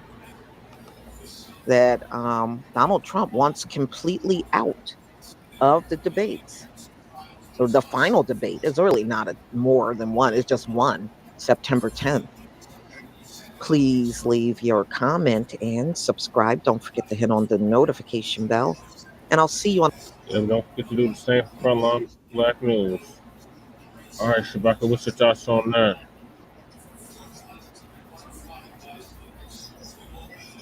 Shabaka? Yeah. What's your thoughts on I'm that? here. Yeah, what they need to do is that shit, they need to get rid of the dump, man, and then on top of it as well too, man. See, they're trying to fuck up our youth. You see what I mean? And then this business with Kamala, as I stated before, I don't think she's got it, to defeat Trump. But however, though, with her being in the race, in my opinion, does make him kind of nervous because, see, that could be all the woman voters going for her. But they didn't go for Hillary Clinton. Why would they go for her over Hillary Clinton? Okay, it's because the dump, as in human shit, and we want to make that perfectly clear. He didn't have a track record when he went up against Hillary. And what I mean by a track record, I mean the track record of being a president. You know what I'm saying? Yeah. And then she was a well-known figure, so the smart money would have been, well, she was a well-known political figure, the president, or the ex-president's wife. So, it was I'm not going to say it was a safe bet to bet on Hillary back then. I'm just going to say that would have been a logical bet to have made. But with a dump, as in human shit, running for president in 2024, put the house on it that son of a bitch will be elected. Okay, and shit is going to get a string with a whole lot different. So, when he's reselected, you know what I'm saying? And then keep in mind is that the old bastard, he's not too far behind Sleepy Joe, age-wise. Yeah, and then when that motherfucker there does have his eventual passing, he was a former president. Take that casket with him in it and throw that shit in the sewer. Because that's the same place where you put shit, right? Yeah. Yeah. Mm-hmm. That's why we call them the dump, as in human shit. And we want to make that perfectly clear. We want to make that perfectly clear too, by the way. All right, so he's backing out now. Look, if he wasn't scared, he sure as fuck is acting like it. I think that if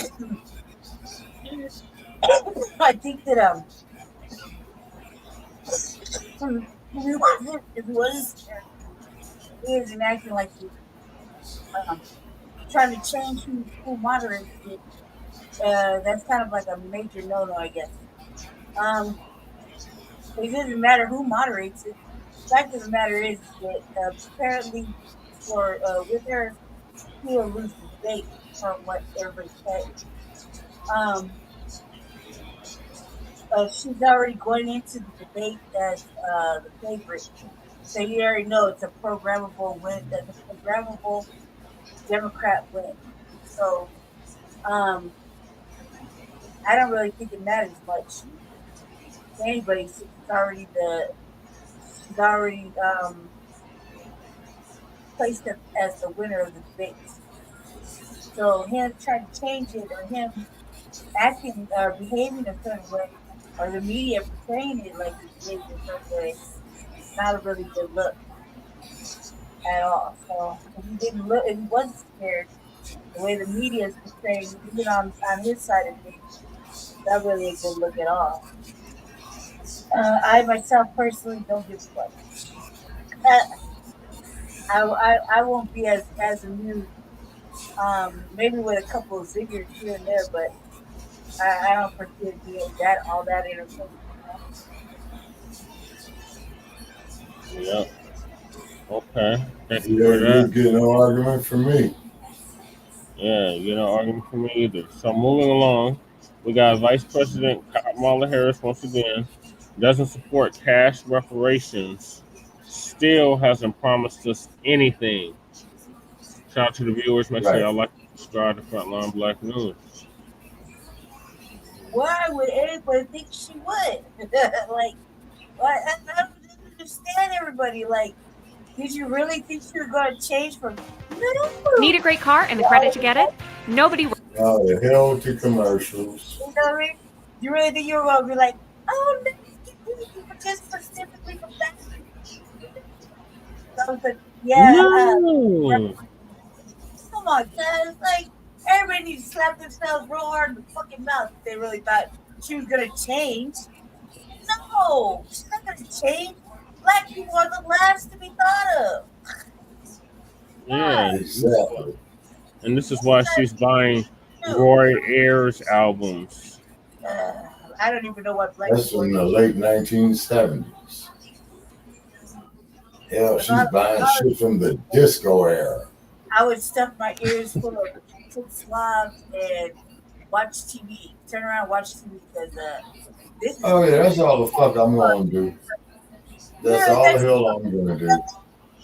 For real, like, slap yourself real motherfucking hard. I mean, slap the stupid out of your mouth. Like, this is dumb. Like, I need you to reach back as hard as you can and slap yourself to the fucking table. This is dumb. You honestly believe she's going to do something? Come on, man. This is like one of those keep over live streams. Like, stop it. Oh, God. It's like, that's dumb. Dumbest shit I heard all night. Like, no, of course not. So Uncle Phil's gonna give us the update on this dumb shit that Lady Cherry was just describing. Town hall that was conducted by CNN back in 2020. And Vice President Kamala Harris, of course, she wasn't the vice president at the time. That's when she was running for president at the time. She was asked about reparations. And I want you to hear how she answered back then when she was asked about reparations in the form of cash payments. What specific actions do you plan to take to administer reparations for this unpaid labor? Right. So I'm actually supporting a bill. There's a congresswoman by the name of Sheila Jackson Lee that has written this bill out of the House, which I'm supporting to study exactly what should be the response to your question. But to your point, and to just support your point, look, we had centuries of slavery in this country. We had decades of Jim Crow. We had legalized discrimination and segregation. And then we had de facto discrimination and segregation. And to believe or suggest that those years of treatment and abuse and violence and crimes did not have an impact is to overlook the facts of history. And for that reason, I support the legislation and what we need to do to think about specifically what it means in terms of the next steps. But I thank you for that question. Senator, yes or no, do you support financial reparations? I support that we study it. We should study it and see it. But look, really be clear about that. So I'm not going to sit here and say I'm going to do something that's only going to benefit Black people. No. You know, the one thing about Vice President Kamala Harris, you have to remember she's a lawyer. That's the fucking problem right there. She knows how to talk in circles but not say anything. And everything that she said, she acknowledged the history of America. But at the end, when Don Lemon asked her specific question, do you support reparations in the form of cash payments? What did she say? Well, I support a study to look into that. But she did not say, yes, I support reparations in the form of cash payments. She didn't say it. She's talking about that scam HR 40, talking about a study. But when there was money for Ukraine, there was no HR whatever number to study that. Right. When it's money that go into Israel every year, it's no study for that. During the time of the pandemic, it was no study for the trillions and trillions of dollars that went out during the pandemic. All these foreign countries get this money every year from the United States. It's no study. But when it comes to us, it's a study. But that study is a stall tactic. And that stall tactic kind of worked back then. That stall tactic won't work now. Sheila Jackson Lee, you know, she just passed away. You know, may she rest in peace. Whether you agree with her politics or not, you know, she's not here anymore. And we just got to look at what was her legacy. down the line.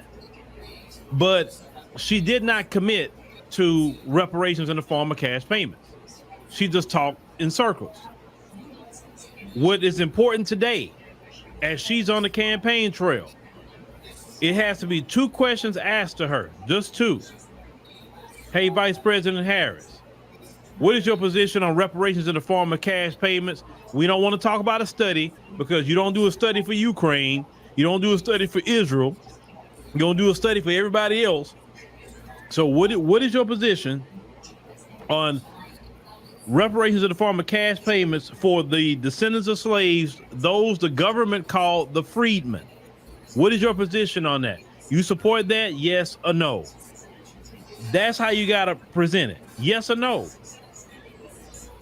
She gonna not say yes. She's not gonna say no for the most. She's not. She's gonna come out and talk around it, explain, and get your mind so far off away from the yes or no question. You understand what I'm saying? The second thing you got to ask her,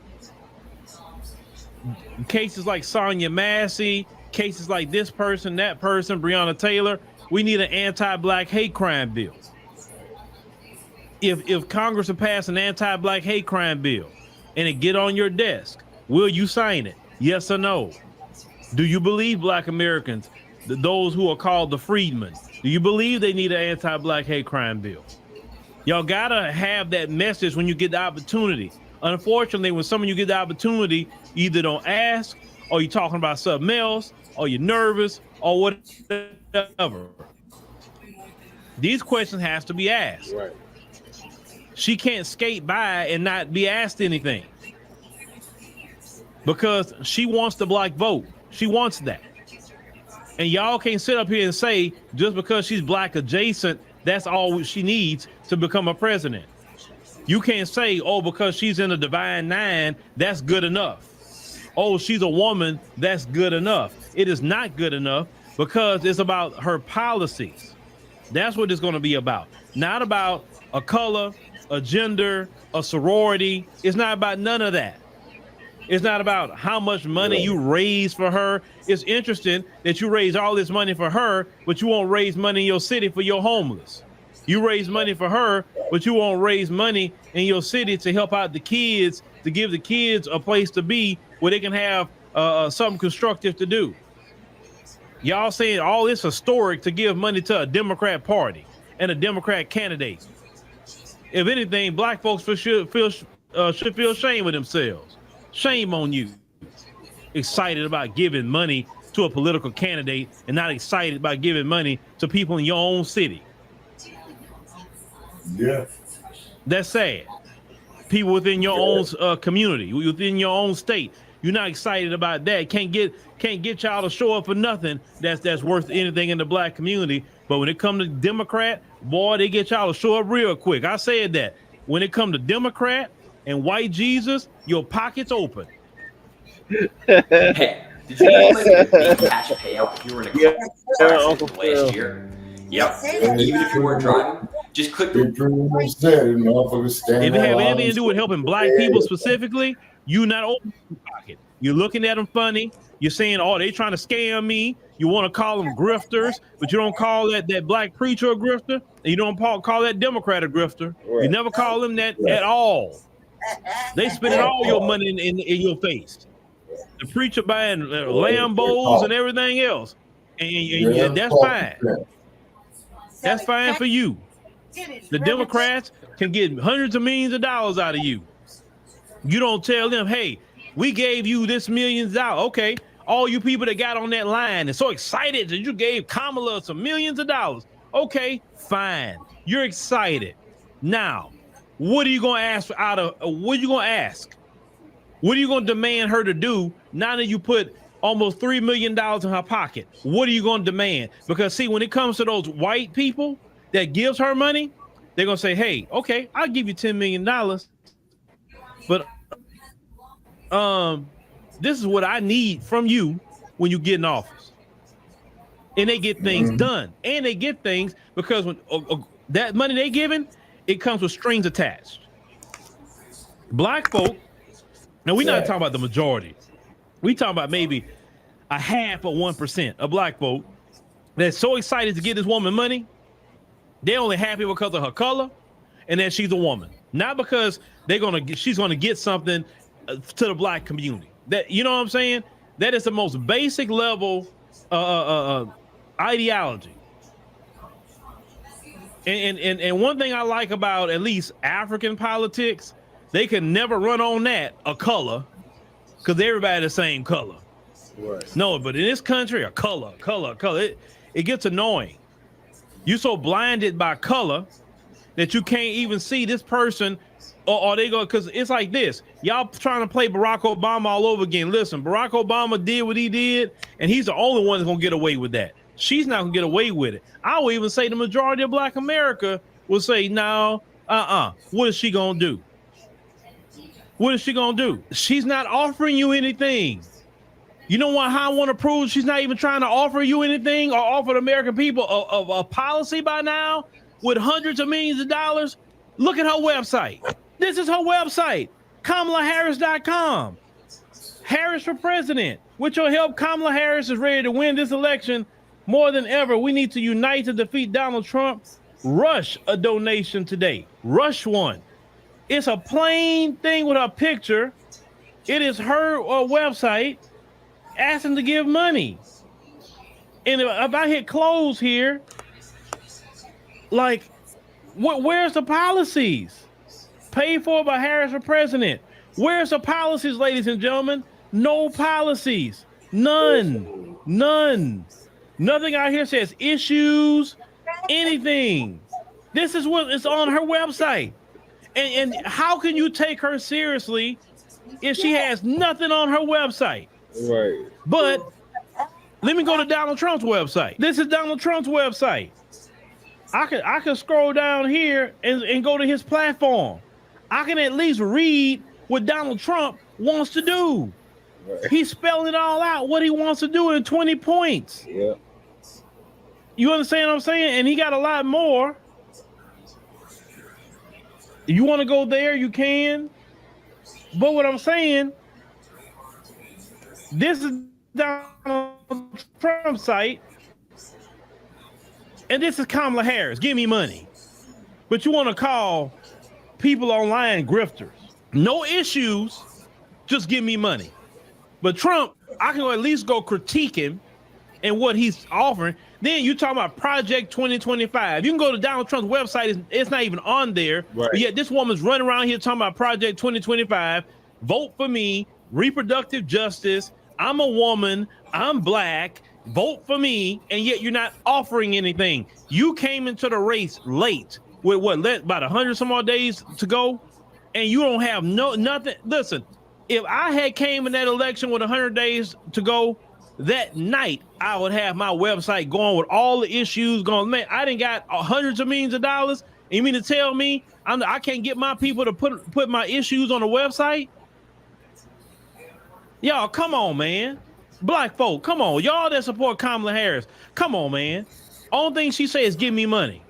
And no issues on the site that you can read her and hold her to. I don't take nobody serious like that. Right. I don't take them serious. I don't either. If you want to talk about the Republican candidate, I can at least take him serious because he actually got something I can hold him down to and ask questions about. This one, just trying to skate in because she a woman or she a Black woman, a Black adjacent, she's a AKA, that's not going to cut it. That's not going to cut it. Right. I get a feeling that I never had before. No. Oh my God.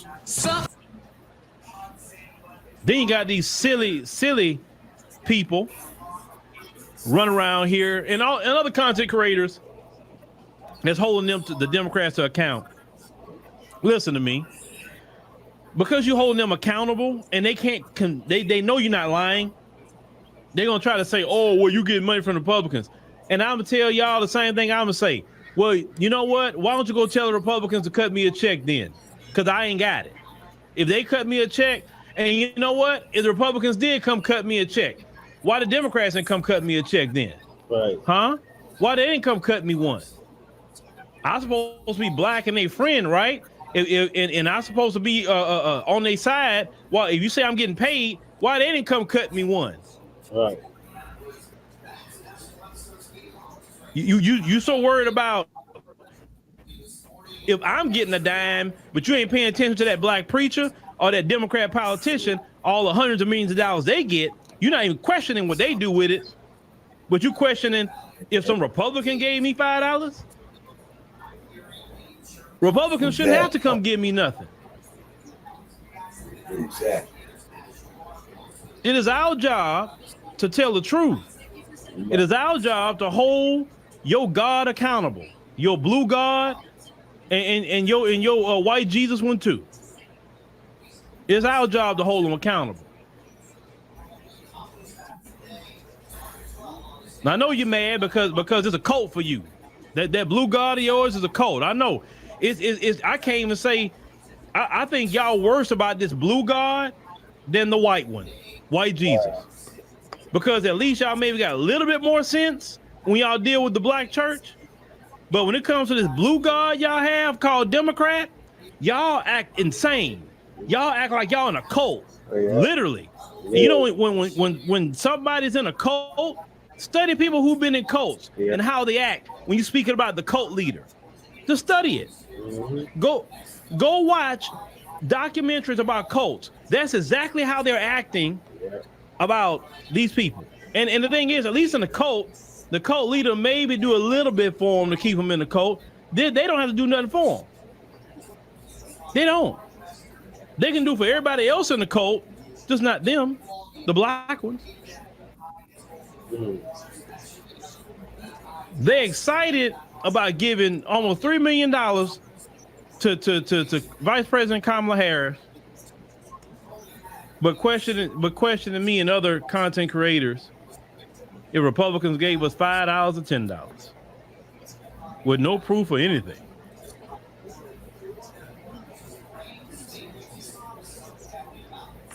They're in a cult. Bottom line, they're in a cult because when someone is bullying you, when someone is just acting wild and insane with you, they in a cult now. That's not even regular politics. That's a cult. Just as much you got people on the right that's acting cultish behind Trump too. It's on both sides. It's on both sides. You got people that's acting crazy on the right wing with MAGA, and you got people acting crazy and really acting, I think, a little bit more deranged when it comes to the situation with Kamala Harris. And unfortunately, those of us who still have common sense in the black community, we literally going to have to decouple ourselves from those people and just realize they in a cult now. We can't do nothing for them. Only the true and living God can do something for them at this point. Only thing that we need to do, those of us who have microphones, is to try to save those from the clutches of the cult members at this point. And make sure our people understand that, hey, you don't have to bow down to the cult. Right. You don't have to go along with the cult. Right. You don't have to go along with the go. If these people don't want to speak to you no more, bye. Right. If they don't want to no longer be your family member, bye. That's what cult do. That's what cult members do. They get away from their family. They get away from their friends. They give all their possessions to the cult. They give all their skills to the cult. They do anything they can for the cult. This is how they're acting. Let them go. Let them go with the cult. You do not have to be a part of that. Right. The shaming, the bullying, and all of that is cultish behavior. Yeah. Because they're demanding that you be in the same allegiance to the cult they're in. She has not promised us anything. She haven't even promised that. She haven't even wrote down on the agenda, except give me your money. But let somebody like me ask for $25 for something, and I'm grifting, but she not grifting. Yeah. You know what I'm saying? Them people in the cult. You better watch them people. Yeah.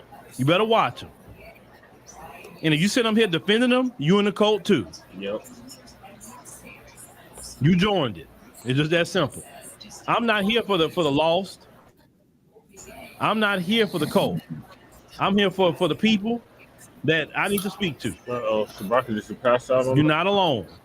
There's more people that agree with you than cult members. You better understand that.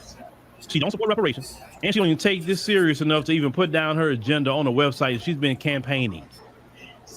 That's the issue. That's the problem. Yes. But let's see how long it's gonna take her to get the issues up on the website. Let's see. I'm curious. I would like to know if she's gonna get it this week. And I want everybody to go to that KamalaHarris.com who make content, go to that website and go look at it. Make content about it. Force them to make her write down the agenda we can hold her to. So like we can hold Trump to something. Because once the pressure come on, they'll do something because the Democrats are watching everything we're saying.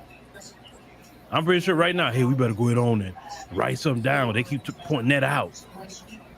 Yeah, she got to run on something. Because gone are the days are we just looking at a color, a gender, or anything else. Either bring a policy, that's cool, you don't have to. But that couch will look very... Yeah. If you want more of that, the couch looks quite nice. All right, Shabaka, what are your thoughts on Kamala opposing reparations? Shabaka? Yeah. What are your thoughts on Kamala, what Uncle Phil just went over? You know, to put it in the crux of the show, man, Kamala belongs in jail. Yeah. Straight out. Dereliction of duty, allowing planted evidence to be submitted into the goddamn kangaroo courts of California, you know what I mean? And then you heard the woman get up there and says, no, I'm not going to do nothing specifically for black people, so the fucking right. No. Say, yeah. She's bad news, like you said on Thought Crimes. I played that last night, by the way.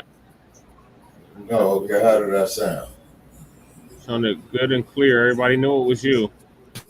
Tuition-free online learning from Destinations Career Academy of Colorado lets you take the... Well, tonight on the podcast, ladies and gentlemen, if you're not... Okay, Lady Che, what are your thoughts on Kamala? You said she already said she wasn't going to do nothing specifically for black people. No! So... Yeah, I mean, like not... And this has only added to the fire of, like I said, you know, before. Not just, definitely not going to be nothing for us now. And the pandering is beyond, like, she can't pander to us at this point. I mean, they did that already. Now she is running for the Democratic nomination. Pandering goes. That's all I have to say. I think that's the last thing I'm going to say right now. Okay. All right. Well, our good brother Professor Black Truth is going to update us on the Boule groups that oppose reparations but support Kamala Harris. This is the NAACP. Negroes always asking for Caucasoid's permission. Yeah. Not already subscribed to this YouTube channel, go ahead and hit the subscribe button now, along with the bell icon so you can be notified whenever a new video is posted. And if you're already subscribed, check and make sure that YouTube hasn't unsubscribed you. And of course, be sure to give the video a like as well as share it on your social media. The white supremacists hate that. And now the Sunday address. For Biden, absolutely. I actually went on Fox News at 9 a.m. for exclusive one-on-one interview in which I publicly suggested that he step aside for the first time. And I endorsed the vice president. And 2 hours later, the president's gone. So I'm like, for me, it's, wow, my timing could not have been more exquisite. And I had members of Vice President Harris's team thanking me because the headline out of the interview was, skipping over Kamala Harris would be a catastrophic mistake. I was in no uncertain terms. I made it clear that there's no way we're skipping over her. There's no way we would commit that political malpractice. You know, she's the only one who could have inherited the $240 million war chest. And I really don't think there's any universe in which our base, Black Americans, would have allowed party chieftains to just override her. You know, our base is why we defeated Trump. We owe them the respect of listening to them. And so the political whitewashing, or should I say blackwashing, of Kamala Harris continues apace. Now let's go ahead and deal with the obvious part. This woman here says that Black voters are owed. But as we all know, Kamala Harris has gone on the record saying she's not going to do anything that benefits Black voters. So when this woman says Black voters are owed, what does that actually mean? She says we are owed Kamala Harris as a candidate. That's what she says. Black voters are owed this. This is what Black voters have demanded.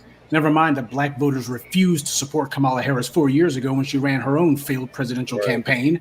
What we are owed, what we have been demanding, and what we have not been heard on is tangibles. To make Kamala Harris the presidential candidate only benefits the anti-Black racists.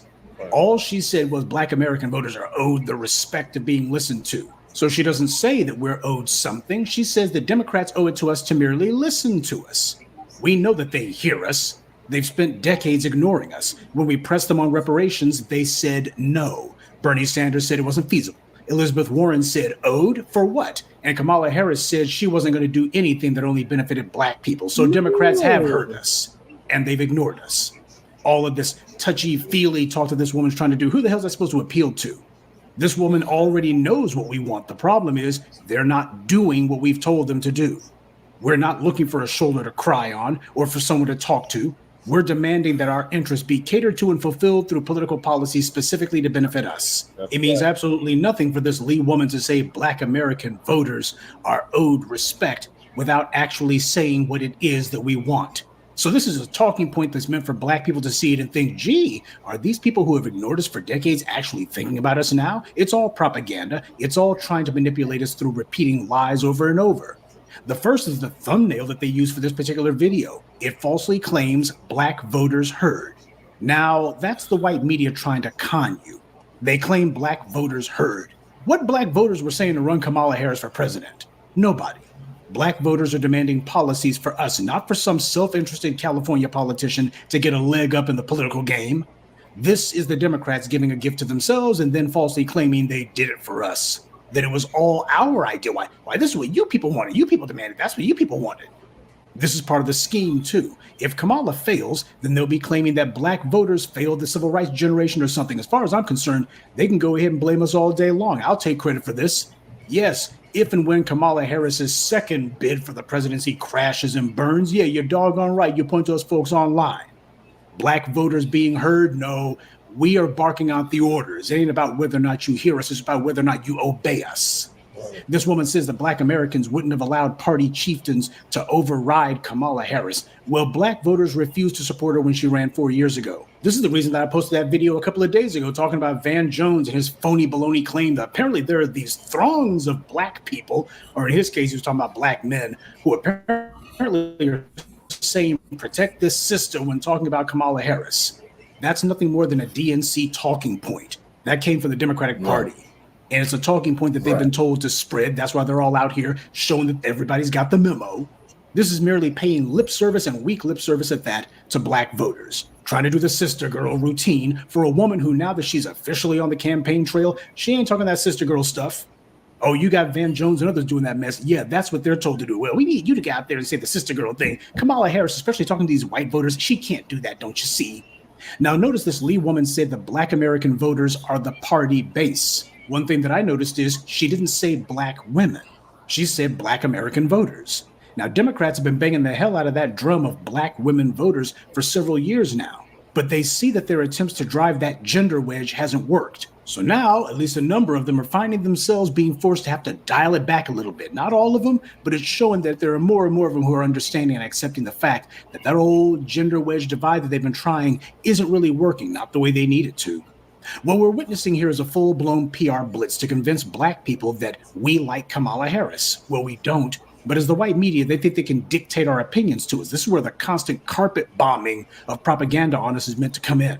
This is a matter of just saying over and over again, hopefully those mushy-headed Negroes will look and go, you know what? She is a sister after all. That's what the whole goal is. We're going to stand up for this sister.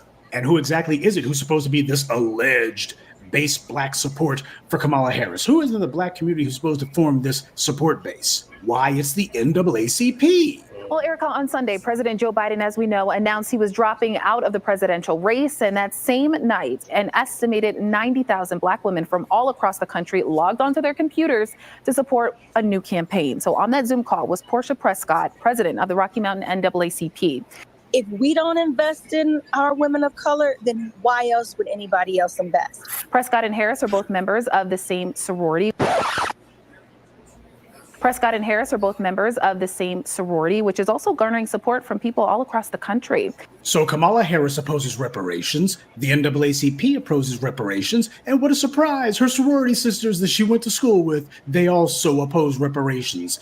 The ties between these bootlicks and these suck-ups and these operatives are absolutely incestuous. There's not even 1 degree of separation between these sellouts. And since I know that a number of these Boule wannabe sorority suck-ups happen to infest my pages, let me ask you people a question. If you don't oppose reparations, then why the hell is it that you're doing everything you can to put a woman into the Oval Office who has publicly gone on record before the world in saying that she opposes reparations? The fact that you support Kamala Harris, that shows you oppose reparations because you haven't gotten a promise from her saying that she's going to support it now. Has her stance on the issue changed? Of course not. She hasn't changed at all. So even if these sorority suck-ups want to try to claim, well, we're not opposed to reparations, well, Kamala Harris is. And since she hasn't changed her position on the issue, that means obviously you did, because you're supporting her. And this is who's supporting Kamala Harris. And this is why we don't fool with these civil rights fossils, these dinosaurs from a bygone era. They sold out, and they're trying to pretend to speak for all of us. When you look at the individuals who you see doing this fundraising for Kamala, it's the same handful of Democratic Boule wannabe Black elite tools, bootlicks, and professional butt kissers who want to reenact the days of slavery. That's their goal. Back to the plantation.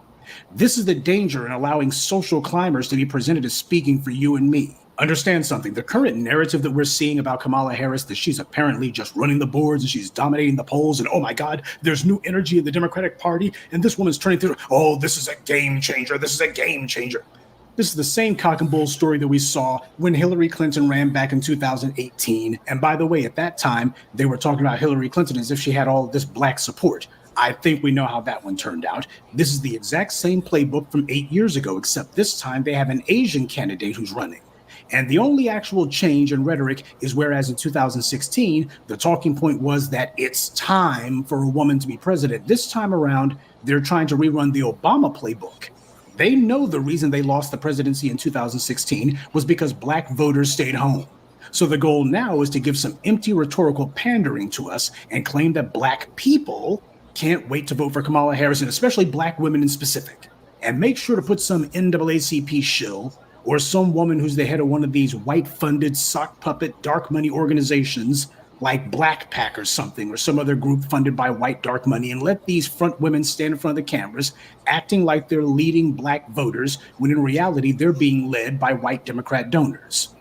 Their goal is to put out propaganda masquerading as news, where they avoid and evade Black people and make sure the only persons who are on screen are the same Democrat Party aligned shills who depend on the DNC and white dark money donors for every crumb of their daily bread. When you read the white media articles, they never talk to us, the grassroots. They always talk to politically reliable shills, individuals who they already know are hip deep in the Democrats' pocket and who will never say the wrong thing. And what's the wrong thing? Anything that has to do with Black empowerment. Pay attention to these people you see the white media putting on your screens, or who you see them talking to on these newspaper articles. You'll see they're not some random person off the street. It's always some Democrat-aligned individual. That's the game. Try to get Black people excited about voting for nothing. So they're going to keep the hype train on full steam ahead, and they'll claim that Kamala's dominating in the polls, dominating in this or that poll, just like they did with Hillary. All this is propaganda meant to manufacture a phony public impression that Kamala Harris is unstoppable. Trump is afraid of her. Trump voters are scared she can win. Black voters have never been this mobilized ever. So all of these black folks you see online talking about things like reparations, intangibles, and punish the police, and making sure that there's an anti-black hate crime law, don't pay attention to that. That doesn't matter. What matters is the excitement, the enthusiasm, because we got these bought and paid for shills over here, these Boule bootlicks who are on the payroll, and they're saying that black community has never been more excited or energized about a candidate ever, and oh, Kamala Harris, she's getting all of this money, which, by the way, is the same money that they raise every 4 years. There's nothing to see here, but they're going to talk about it as if this is unprecedented. As they see it, they're going to give themselves permission to ignore the black vote, to ignore us. That's what this is really about. And instead, they're going to claim that all those people you see online saying Kamala's offered us nothing, they don't matter anymore. Why? Because you got these NAACP suck-ups who are saying there's so much support for her. They're trying hard to position her as a candidate who they hope can appeal to white women, especially in the suburbs. That's why she talks about abortion so much. One of the issues that came up at the last debate and will definitely feature in September would be the issue of reproductive rights. And having her as the candidate could significantly change that ground, that conversation. Oh, absolutely. And I think, it's kind of taken a backseat to all the drama in recent weeks, but I can't even imagine a world where we don't have full control over. I just can't even imagine. I can't believe this happened. And she has been out there every single day being a champion for reproductive rights. If we can't control our bodies, nothing else matters. Kamala's not out there doing that sister girl routine. That's why Van Jones looked doubly stupid talking that protect this sister stuff, because Kamala's not out there on the campaign trail doing that at all. But of course, that kind of rhetoric was only done as a clumsy attempt to pander to black women and to condescend to black men. That if you criticize Kamala Harris, then you aren't protecting black women. As I detailed for you in my prior video, Kamala Harris is the one who hasn't done a thing to protect black women or black people in general. Imagine the absurdity of black people getting excited to vote for a career prosecutor who made her bones threatening to lock up homeless black mothers because their kids missed school. And she laughed when she talked about that. So I decided I was going to start prosecuting parents for truancy. Well, this was a little controversial in San Francisco. And frankly, my staff went bananas. They were very concerned because we didn't know at the time whether I was going to have an opponent in my re-election race. But I said, look, I'm done. This is a serious issue, and I've got a little political capital, and I'm going to spend some of it. And by the way, if that phrase spending some political capital sounds familiar to you, it should, because that's the phrase that W used to justify ignoring the American people and just instituting policies that he wanted to institute. You asked, do I feel free? Let me put it to you this way. I earned capital in the campaign, political capital, and now I intend to spend it. I've got some political capital, and now I'm going to spend it. That's who Kamala Harris takes her cues from. That's who this career prosecutor was quoting, W. And I've got a little political capital, and I'm going to spend some of it. And this is what we did. I sent a letter out on my letterhead to every parent in the school district. A friend of mine actually called me and he said, Kamala, my wife got the letter. She freaked out. She brought all the kids into the living room, held up the letter, said, if you don't go to school, Kamala's going to put you and me in jail. Yes, we achieved intended effect. When she talked about locking black people up, she cackled like the witch she is. And you don't see any of these NAACP shills or any of the rest of these bootlicks who are saying anything about, hey, we got to find out if Kamala Harris has changed her tune. Because we haven't seen her saying anything different than what she said in the past. And says she just lied and decided she's going to try to cover it up and say that, I want you to know that I've been open-minded a long time and the community came to me and my record is clear and good. No, it ain't. She runs away from her record. But then again, I would too if I had a record like that. When Matrice Richardson was murdered, I'd like to know where Kamala Harris was then. Oh, we know exactly where she was. She was falsely claiming that I'm going to investigate the killing of Matrice Richardson, and then she dumped the case. That is, until she was ready to run for the U.S. Senate. Then she made a big splash out of announcing she was reopening the Matrice Richardson murder, but no sooner than she was declared the winner of the Senate race, she quietly announced that for the second time in a row, she was closing the case and that the police had nothing to do with it, etc. Kamala Harris cynically used the murder of Matrice Richardson as nothing more than a PR tool to promote herself. This is who the white media is trying to dictate to you and me that we ought to get excited for. This is who these NAACP shills and all the rest of these bootlicks and operatives are telling you and me represents our best interests. This woman has said nothing about punishing the police, nothing about punishing prosecutors, nothing about punishing judges, all of whom are complicit in the systemic racism we experience in the injustice system. The goal is to have as many black people, or at least people with the requisite amount of melanin, get in front of the cameras and talk about her as if she's the second coming, and just to see how many black folks fall for it. They're throwing stuff against the wall to see if anything sticks. How long until she makes some super cringe video of herself dancing to Sexy Red or something, huh? It's only a matter of time. But then again, the white media is counting on the fact that most people, including black folks, are sheep. They see a parade, they see the white media making a big deal out of someone, they think that there must be something to it, they'll pay attention to it, some of them might even act on it. Most people are sheep, and you can fool most of them, but only some of the time. That's the dilemma the white media is in. They got away with it 4 years ago. Can they do it twice? Well, that answer depends on how foolish the people choose to be. Good evening, and be one. I'd like to take a moment to mention some of our contributors. Andrea Rosario Gabori, Kenneth Prescia, Terrence Gaines, Otis Pimpleton, and Fred Williams. Salute to them and thank you to everyone for listening, liking, and sharing this message. Black empowerment only exists because of you.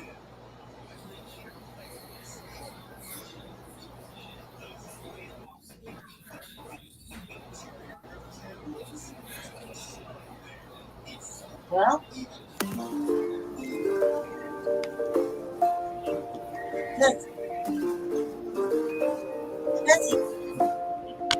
Yeah, I'm here. All right, well, I'm about to tip out. Yeah, same man. I just have to say that I agree with what Professor Black said. All this chilling and everything, it's like people act like they don't know her, but they do know exactly what she's about. So the smart ones won't follow that kind of conversation. You know what I mean? Anyway, I'll talk to you in the morning. Okay, ladies, thank you for joining us. All right, I love you. Bye. I love you too. All right, Shabaka. So on your way out, do you support Vice President Kamala Harris for president? Okay, no, I don't support Kamala Harris at all. The sad part about it is, man, I think they got a legal term, man. I think the professor mentioned it called de facto. You know what I mean? Meaning is that, you know, there's nothing else available to buy Paul. You know, she picks it up. You see what I mean? And for Joe Biden to drop out, you know, some of the bitch that should have ran in the first place. You know what I mean? But, you know, if you think you got it bad with Trump, brothers, you put that broad as the president, man, we are really in trouble. You know? Yeah. You get no argument from me, Shabaka. So Uncle Phil interviewed some black voters, and they're gonna state why they are for or against Kamala Harris. All right. A human being. Oh, you a brother. Shout out to Dominique as a brother. I thought that was a lady. Well, let's let Dominique come on. You want to be on camera or not, Dominique? But if you like, that's fine. All right, what's up, brother Dominique? What's good? What's good, Phil?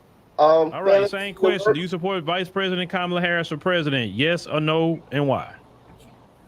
That's a big no, and I'm gonna apologize. That's a straight hell no. Since I live out of Florida. You smarter man. What are your reasons? Big reasons.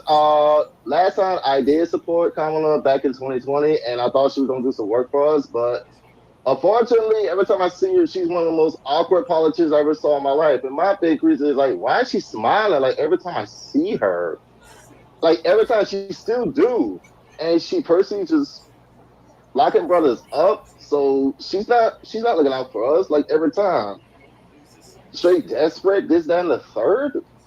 That's not gonna help us out. Gonna put you back in the office, and even if we did, which we're not. You're gonna do 10 times as work as you did last time. No, we're not gonna do that. We're not apologizing for you for that. We didn't forget what you did. What? No, we're not gonna do that. You didn't support us. I'm sorry. So I take it you wasn't on that black men call on Boule Martin's platform raising money for Kamala. Mm-hmm. She could forget that. You wasn't over there. All right. Okay. All right, brother. Okay. One last thing before I go. I did support your app. I personally enjoy it. Could you recommend a search engine? A search engine? Sure. Man, I don't know. Whatever floats your boat. I mean, some people use DuckDuckGo for privacy reasons. It could be, you want Google, you want Bing. I mean, it's most up to you, my brother. Just on your app. Other than that, it's really good. Oh, on the app. Okay. No, I don't have a search engine there. Maybe not of yet. But brother, I'm letting somebody on. But appreciate you. All right. Let me get somebody. Lady N, could you show that that you're a person there, and then we can go there? I see your hand, but I'm talking about you as a person. You don't have to be on camera. I just need to see that you're a real person at the bottom. Okay. All right. Okay, you on stage. You on stage. Okay, Lady N, got a question. Do you support Vice President Kamala Harris? You on live? Yes or no? Yes, I do. And do what? Can you hear me? Yes, I can hear you. Yes, I said yes, I do, and I am going to be voting for her. Can you turn down the background so I'm hearing myself? So I want the audience to be able to hear you correctly.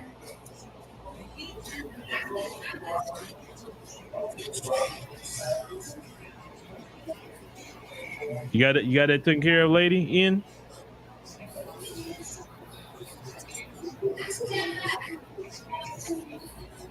Ma'am?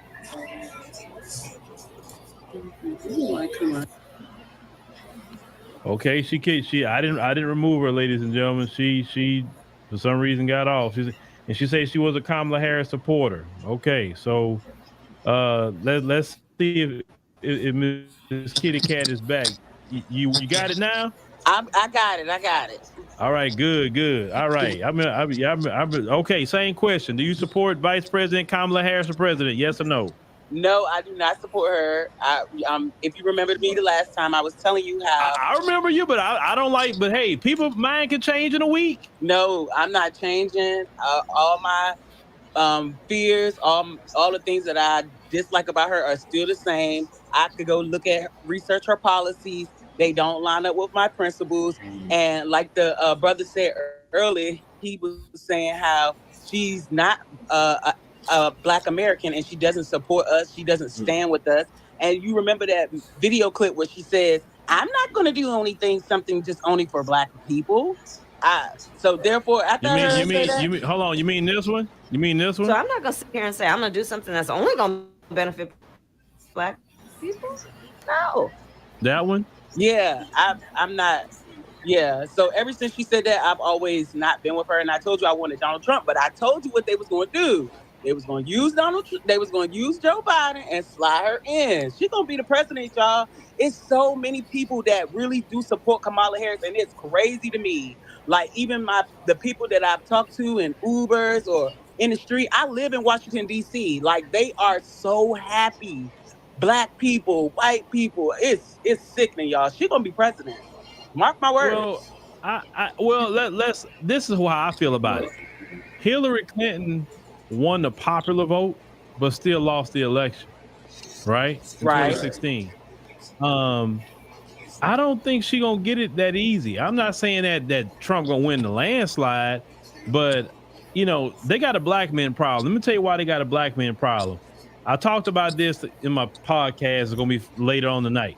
Okay. So somebody I know here, I'm not gonna say who it was, so they didn't tell me to say their name. A city councilman came to this person, and you know anything about Houston itself, Houston is like straight up Democrat. Right. This city councilman came to the person I know and said, hey, we got a major black men problem. I don't think black men gonna vote for Kamala Harris. What could we do to change this? Because he was very concerned that black men were not gonna show up for Kamala Harris. So they know that behind the scenes about black, and I'm not saying some black women like you but they feel that more black women will vote for her than black men. Right, that's true. And I agree because they see the policies. They're not blind, although the world would like to think that black men aren't intelligent. They just have no clue that black men are very intelligent. I mean, black people, we are the supreme being. I'm not even going to go there. But anyway, right. I'm just saying, it's ridiculous to me that she is crazy. She has so much support that you think, oh, she's not going to win. And you have to think like America. They won a race war. You know, our sister just got killed in her house a couple of days ago. Yes. When they take it from Donald Trump, I'm telling you, that's what's going to set everything off. It's going to set all the people off. That's my point. That's how. Yeah, well, you know, last time they used something like this with George Floyd to catapult Biden into the White House. Right. Now, you notice so far, Kamala's been real quiet about Sonia Massey. Right. She ain't said a word.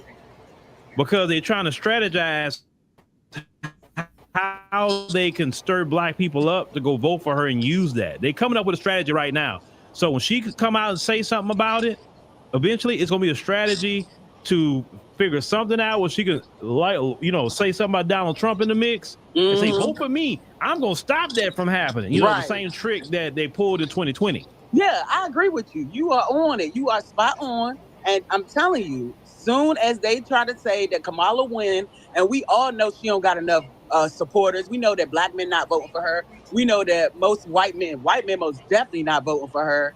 I'm telling you, just as soon as they try to sneak in and steal election again, that's going to be another insurrection, but it ain't going to be no insurrection. It's going to be a whole civil war up in this joint.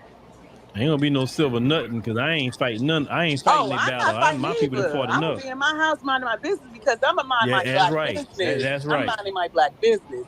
But I'm gonna let the fools that want to be out there, y'all can have at it because I'm gonna be inside. But yeah, I just feel like that's what's gonna happen. My place of being in my family. Right. But all right, sister, I'm gonna let you go because the sister that supports Kamala, she came back up, so I want to get her back in. Get her up. Okay. All right, sister. All right, take care. All right, the sister lady in. You can't. Yes, I'm here. I can hear you. Okay, so I was going to ask you the question, and I'll let you go through it. So you do you support Vice President Kamala Harris for president? Yes or no? I do. I support her and why do you support her? Because I think she's very qualified. I think she has a lot of experience that can definitely help our country go in the right direction. And I know her record from the things she's done in the past, along with the things she's done in the Biden administration. And I think that they're good policies, and I agree with her values. Okay. And what policies that you feel that was very helpful to the Black community specifically? Not a lift all program, but specifically for Black Americans, what policies did she push? You can educate me because I don't know everything. Oh, that's fine. That's fine. So she has taken on a role as an attorney general, prosecutor, and a district attorney, and she was elected to all those positions, not selected. So people in the city of San Francisco and Oakland, they wanted their communities to be cleaned up. So she helped to clean up the crime situation they had down there. I know a lot of people like to say that she's responsible for jailing a lot of Black men. That might be true to some extent, but it was totally outside of her control because prosecutors, attorney generals, and attorneys do not create the laws; they just enforce them. So, sister, can I stop you right there? I have some questions. So that's a question. I was going to finish making a point, but okay. No. I have because I have to ask questions before I forget my train of thought. Because if you know why you're going to support her, you can pick up on it. Okay. Do prosecutors have discretion in the law? They definitely do to decide what laws they want to enforce and which ones they don't. You are correct on that. Okay. So we both agree prosecutors have discretion. So yes. For a state like California, right, who's very, very pro marijuana, right, and they will still kind of lax, kind of even back in that time period. Prosecutors have discretion. Why did she jail almost 2,000 Black people for that and kind of ruin their lives? Just a question. Wait a minute. So let me continue making my point. So what I was trying to say was after she enforce those laws that were not things that she created herself, because that's done by the legislative branch of the United States government. What people needed to do, which they eventually did under Attorney General Eric Holder, was vote people into the system locally that can go in and make those changes to the policies that are not doing positive things in their community. People blaming her for something that they could have remedied by participating in local elections is disingenuous. And I feel that they didn't give her. Just one day before the attempted assassination of President Trump, I gave a speech in Las Vegas. An opportunity to actually show what she was doing in her job career field. Now, another thing I wanted to say was, in addition to her working in that capacity within her community, she also started programs to actually help inmates by helping them to be enrolled in school and also helping them to learn certain trade programs so that they can seamlessly integrate into society when they come out of it. People don't talk about that. They also don't talk about her record. Yes. Ma'am. Yes, I got another question. Then, okay, I'm all for helping inmates. Definitely, I support helping inmates all day long. But let me ask you a question. Why was she keeping inmates in jail longer than what they were supposed to help do prison work, and a judge had to get on to her about that to release these people? How is that helping inmates? I'm just trying to figure that part out. So you're saying that she put inmates in jail longer than they were supposed to, and kept them longer in jail than they were supposed to? You can look it up, ma'am. A judge has wasn't that a law that's on the book for her to use? Man, she kept them in jail longer than they were supposed to. They were supposed to get out, and she kept them there. We're talking about the state of California, and a judge had to tell her they had to be released from prison. So I'm not sure what her rhyme or reasoning is behind that, but I do know that under the Obama administration, Eric Holder was able to amend some of these laws that were on the book to release people who were spending longer times in jail than is necessary. So that was. Ma'am, let me ask you a question. Do you support law and order? I support there being law and order because I don't want chaos in my community. Of course. No, so when Donald Trump talks about law and order, you support that, correct? What I don't support is looking at people's talks and ladies and gentlemen, not watching there will their be actions. law and order in the Actions United States of speak America. louder than words, and that's what I live by. Oh, okay, that has nothing to do with what I just said. Donald Trump say law and order, so that means you support that, correct? Donald Trump saying something and Donald Trump doing something are two different things. So far, he hasn't done anything that's benefited me. Ma'am, I'm talking about law and order, not what he's done to benefit you, me, or anybody else. I'm talking about when he speak about law and order. So you support that, correct? I support law and order, yes. Okay, thank you. You support law and order because you have to support law and order to support the candidate that you're supporting. I'm just trying to get to where you're at. Okay, what about Matrice Richardson? But I'm an independent voter. But you support.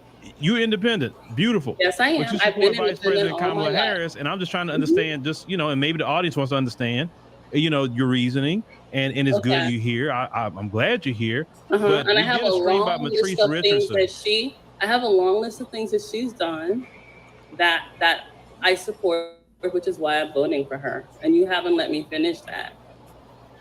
Okay, well, you mentioned her record in California, so that's why I was going there. Okay, what's the second reason why you support her? Just give me number two. The second reason is I'm a teacher and a professor, so she has actually helped to retrieve the pensions for public employees, which include cops, firefighters, professors, and teachers when their pensions were wiped out by bad practices. So she helped to put together a $1.5 billion settlement fund to give back those people their pension monies that were gambled and wiped away. And she also helped to put people back in their into proper mortgages when they were having predatory mortgages packaged for them by greedy banks and greedy companies. So I thought that was a very noble thing for her to do. And it's actually affected mostly Latinos and African Americans. I fully don't know all those policies, so I'm just going to take you at your word. Okay, so now in 2024, she's running for president. what policies are you supporting with her that would help Black people, descendants of slaves? I'm also a descendant of slaves, but I'm from the Caribbean and South America, so I'm also a descendant of slaves. Okay, so you're a descendant of Caribbean slaves. Correct, and South American. But you're not a descendant of American slaves. But I've been living over here for a long time, so I'm. But lineage. I mean, no, I'm not discounting you, but lineage is lineage, right? I mean, I'm a freedman. You're a descendant of a Caribbean slave. It's okay. I mean, I'm not and South American slave. slavery. Yeah, same boat ride, different stops. Well, I mean, it's a different experience because the Caribbeans got their nations back. We still fighting in the good fight, at least on that. So, but we're not here to discuss that. But it's good you told me your background. Are you in the Divine Nine? Am I in the what? Divine Nine? Are you a sorority? No, I was not in a sorority because I did not go to a Black school, unfortunately. I wish I did. Okay. All right. So is there any other policy that Kamala Harris is running on right now that you say, I got to vote for her because she's going to do this? Well, their unemployment right now is 3.5, which is great. And their inflation rate is under 5%. So that means that I'm able to get better rates on a lot of things that will benefit me and other people of color and other Americans within the United States, right? They just recently passed the Chip and Science Act law, which allows for them to build more things within the United States and create jobs for people who do manufacturing and technology jobs. So that's really great. Then there's the bipartisan infrastructure law, which allows them to invest within their city. I live in Texas. I live in North Texas. I see them building lots of highways here, lots of roads, repairing all of the sewage pipes. All those things take a lot of money, and it's helping to make our infrastructure stronger and better. And it's giving to lots of ma'am, let me. So everything you're talking about, that's a function of government. We pay taxes for you to build roads, bridges, upgrade the airports. What are you supporting her for to do for Black Americans or Black people in general, African people, Caribbean people like yourself? What are you supporting her for that's going to help you specifically, not a function of government, but something specific that's tied to us? I wouldn't say all those things are just a system of government.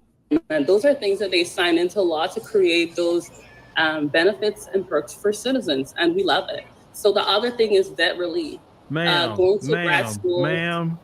that is a function of government. I pay taxes, you pay taxes, so they can take care of the highways, so they can take care of the power grid. Well, let me just say this. Our critical infrastructure. When you go to other countries overseas, not all these things are being done. We're not talking about other countries. I've been to other countries, but we're not talking about them. We're talking about the election in this country. Yeah, so I'm saying, you said it's a function of government. Not every government does this. So, ma'am, I'm not worried about other countries in this stream. Listen, when we talk about Africa and everywhere else, we got plenty of news stories for that. We're talking about right here, United States. This is the conversation. So they have a debt relief program, which I also really like because that's going to help to erase some of the debt relief for people who have loan issues. Okay, do you know the majority of Black Americans don't have student loan debt? Well, I do. So because I went to grad school, so I do. And if they forgave yours, I'm happy for you. But what about the majority of Black Americans who's suffering with debt right now that didn't come from college? What about them? Well, hopefully there's some programs for them. We'll have to watch and see. Another thing I also support, ma'am. So why aren't you pressing Kamala Harris to get rid of everybody's debt? Well, she hasn't even become the main candidate yet. You have to wait for the convention. Come on. All the delegates say they're going to vote for her. She is running out here. The Democrats have anointed her as their candidate. Come on, man. It's presumptive, but it's not official yet. Are we going to do this, ma'am? Yeah, so pretty much she's done a lot of things from her past career, and also they have a lot of things that they're doing right now, and I'm excited about it. Ma'am, are you reading a script? No, I'm not. I'm talking to you from an authentic part of my heart. Because everything you say you're supporting her for is really not going to be beneficial to Black Americans. I'm just hearing it as a voter because I'm a registered voter. I don't hear anything that's going to be specific to Black Americans that she's going to do. Okay. You basically telling me that's a continuation of Joe Biden. That's basically what you're telling me. Some of the things she's doing, I'm sure, will be a continuation of Joe Biden, and I didn't have a problem with some of the things that he did because it actually benefited me in a positive way. So you was cool with the Asian hate crime bill, right? I said some of the things. I didn't say everything. And no, I was actually surprised that they didn't do one for Black Americans. So you still going to support her even though, because see, you got to think about it. That hate crime bill actually covers her and her people, but she didn't do nothing for Black people. We have to watch what she does when she goes in. Oh, no. At least my opinion, I haven't seen nothing yet. She ain't put no policies up. She ain't said nothing for Black people. All that, I'm Black adjacent, and I'm well, you know cooking what greens. you could That's do, just not gonna work. because you're one of those people who are media on YouTube. Why don't you start like a Zoom and then invite her so we can drill her with questions? Ma'am, you're talking before, ma'am, there's 2,000 people here right now listening to you. Why do I need to start some hidden thing where everybody can't hear it? We don't need to hide anything we're saying. I'm saying you can have it open here for her to come, invite her to come so we can ask her questions. Ma'am, I would invite Vice President Harris and Donald Trump to talk, both of them. Okay. So no, anybody can come here and talk. We'll go where they're at to sit down and talk with them. Don't matter to me. Okay. I would love to ask her some questions. I would love to. All right, man. Well, thank you. I greatly appreciate you for coming on. All right, ladies and gentlemen. Let me see. You got some people that's in here. Let's go here. Michael, you're on. Hi, Phil. How you doing? I'm fine. Long time. Do you support Vice President Kamala Harris for president? Yes, no, or why? No, I don't. I do not support Kamala Harris at all because I already know what kind of president she is, and I definitely know her policies very well from inside out. She's a neoliberal Democrat who has not really changed her views when it comes to criminal justice, fixing the economy. So it's pretty much the same policies from the past, like Bill Clinton, for example.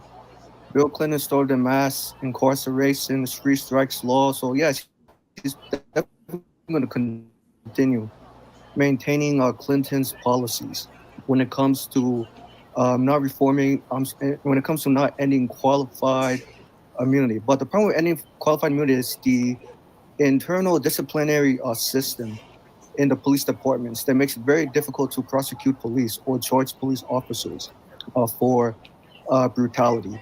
But I digress. But other than that, Phil, I know you like to talk about the red and blue.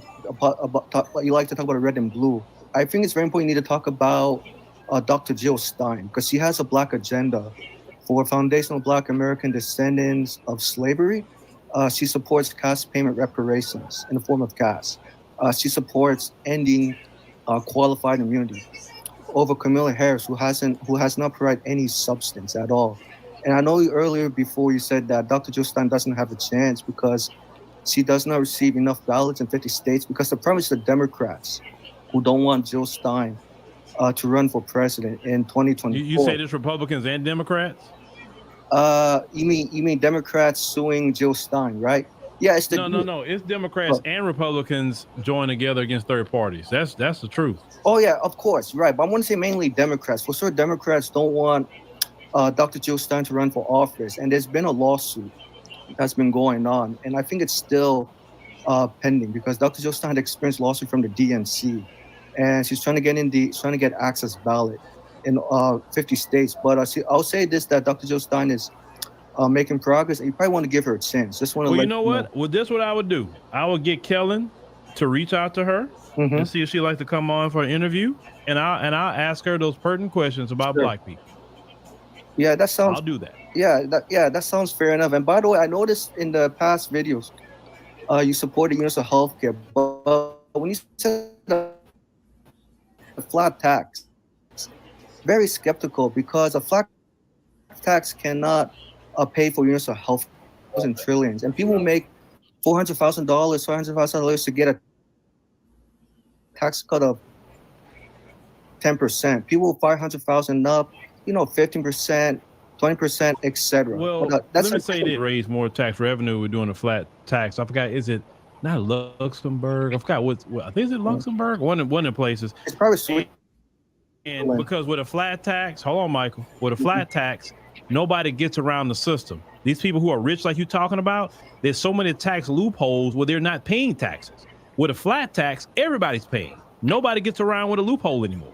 Yeah, but there's one problem to that, and it's been studied by several economists. But I'll try not to take too long in this conversation. They found out with a flat tax. Yeah, we got to move on. Yes, this will probably going to benefit working class and middle class people. We'll have a different conversation next time. Okay, all right. Well, thank you, Michael, for coming up. All right, let's see here. Who we got down here? Somebody I don't know. Hold on, y'all. All right. Yeah, I'm gonna have to get Michael. Michael, I'm gonna have to remove you from the stage so other people can get on. All right. So, Brother Omar. How's it going?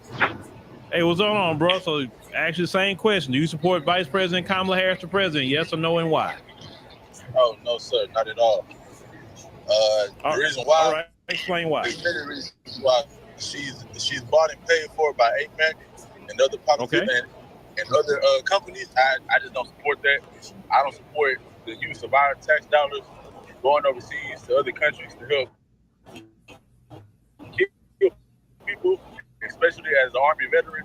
I don't support genocide and wars on innocent people that have nothing to do with that country at all. So, no, I don't support that. Well, since you're an Army veteran, what do you think about what recently happened off of the coast of Alaska? You had Russian and Chinese fighter jets flying around. I feel like, well, honestly, I don't know too much about what's going on with China and Russia. I mean, besides, the Ukraine war and about Putin putting some of his boats on the coast of Cuba. That's pretty much all that I know about that. So the whole thing happening with Alaska, I'm not too informed on it. Okay. All right. So it's safe to say that you're not voting Vice President Kamala Harris? No, sir. Not at all. Are you voting at all? No, I'm sitting at home. I'm voting for the couch. The couch. All right. Couch 2024 has won the election with Brother Omar. No, all right, brother. Because I'm on well, I definitely appreciate you. And you take care of yourself. All right, brother. All right, Brother Omar said that he's choosing the couch. Let me see. I'm trying to see for people that I don't. Let me get the brother that was in here. Brother Derek. Hey, what's going on, Phil? Hey, what's up, brother? Yeah, cause I know earlier I tried to get you on, but you dropped off. So I came off so I could see back in the regular stream what was going on. But I'll be quiet. Go ahead. I'm sorry. No. You on now, brother. You on. Okay, so yeah, no, I'm not supporting Vice President Harris. Why is that? A couple things. Number one, I am a member of a fraternity. And be not deceived, we are not all on the same page. That's number one. And number two, she insulted our ancestors by saying she's not going to do anything specific for Black people. Hold on. So I'm not going to sit here and say I'm going to do something that's only going to benefit Black people. No. All right, we had to play that. Go ahead. Yes, sir. She's not going to do anything specific for Black people. And I am a descendant of the enslaved in this country. And I am their representative. And I refuse to let my organization or her tell me what they're not going to do when we've watched them give billions of dollars to Ukraine, billions of dollars to Israel, and every other illegal group that comes into this country, while we get laid off in masses. See, one thing they're not talking about either, you can't log into LinkedIn and not see somebody that's been laid off every day. Period. Boy, tell them. Tell them. I know, because trust me. I know. And so don't let the older members of the fraternity, there is a divide. Don't be deceived. Yeah, okay, let's talk about that, brother. Because educate me. Like I tell people, I don't know everything. I like getting educated. So you said that there is a divide, yes, sir, with the within ages in the fraternity. Yes, sir. So when you guys see these people that have came through at a university or what we call quote unquote probate shows at a university, they are your rank and file members. They're not the leadership of these organizations. The leadership of these organizations, if you pay attention to that Boule speech that Demetria K did on her channel, where Kamala Harris was at that AKA function, most of those members up there are older. They are the mouthpieces of the fraternities and sororities. So the younger people, they're not going to give us as much. They're not going to give our voices that much credence. But understand, we're fighting. We're right here fighting with you guys. We should all apologize that, and keep in mind too, most of the founders of these fraternities and sororities are children and grandchildren of slaves. Yeah. So it is disrespectful for, we're the only group, the descendants of slaves in this country, that will allow a politician to say what they will not do for our people and for our lineage, and watch. And if it was any other group, they would continue to have her behind on national TV, period. Yeah. Yeah. Well, all right, brother. I need you to stand on business then in those fraternities and let them know, hey, man, y'all giving us a bad name because we are out here on these streets. We are. You guys can't see it, but we are doing it, and they will never let you know what's going on. But just know, all of the Boule people, they're not thinking from that. And no disrespect, she's not, just like the call you had a little while ago.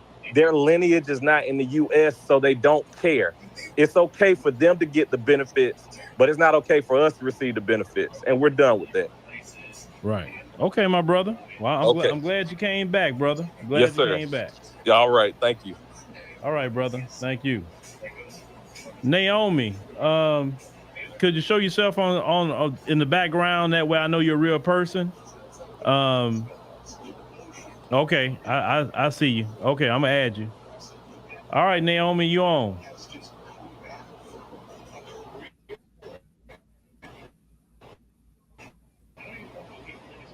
Naomi, you got to unmute yourself. Hi, hi, Mr. Phil. How are you doing this evening? I'm doing well. I hope everything going good with you. All right. Do you support Vice President Kamala Harris for president? Yes or no, and why? Absolutely not. And here's why. If she comes in as president, it's going to be worse. Food prices are already up. What are you going to think is going to happen? It's going to be even way worse than Biden. So what's the point of putting her back in there? And another thing I don't like about her is that she's not willing to give reparations to Black Americans. I mean, I'm Nigerian, but I do support reparation for Black people because they fought for this country. They also fought for people like us to come and enjoy the benefit. For the other viewer to say that it's not, that she benefited, fine. You benefited from the backs of Black Americans. Right. So therefore, Black Americans should have reparation. They should have any form of tax payment. You guys should have a hate crime bill. Because if we don't have a hate crime bill, it could also affect the Lady N as well. So that's all I have to say. Okay, Naomi, I appreciate you, and shout out to Nigeria. Shout out to y'all. You know, and if we get an anti-Black hate crime bill, then you will benefit at the same time. Yeah, and like when she said it, like, you may not be a financial Black American, but you should at least support something because they helped us get here.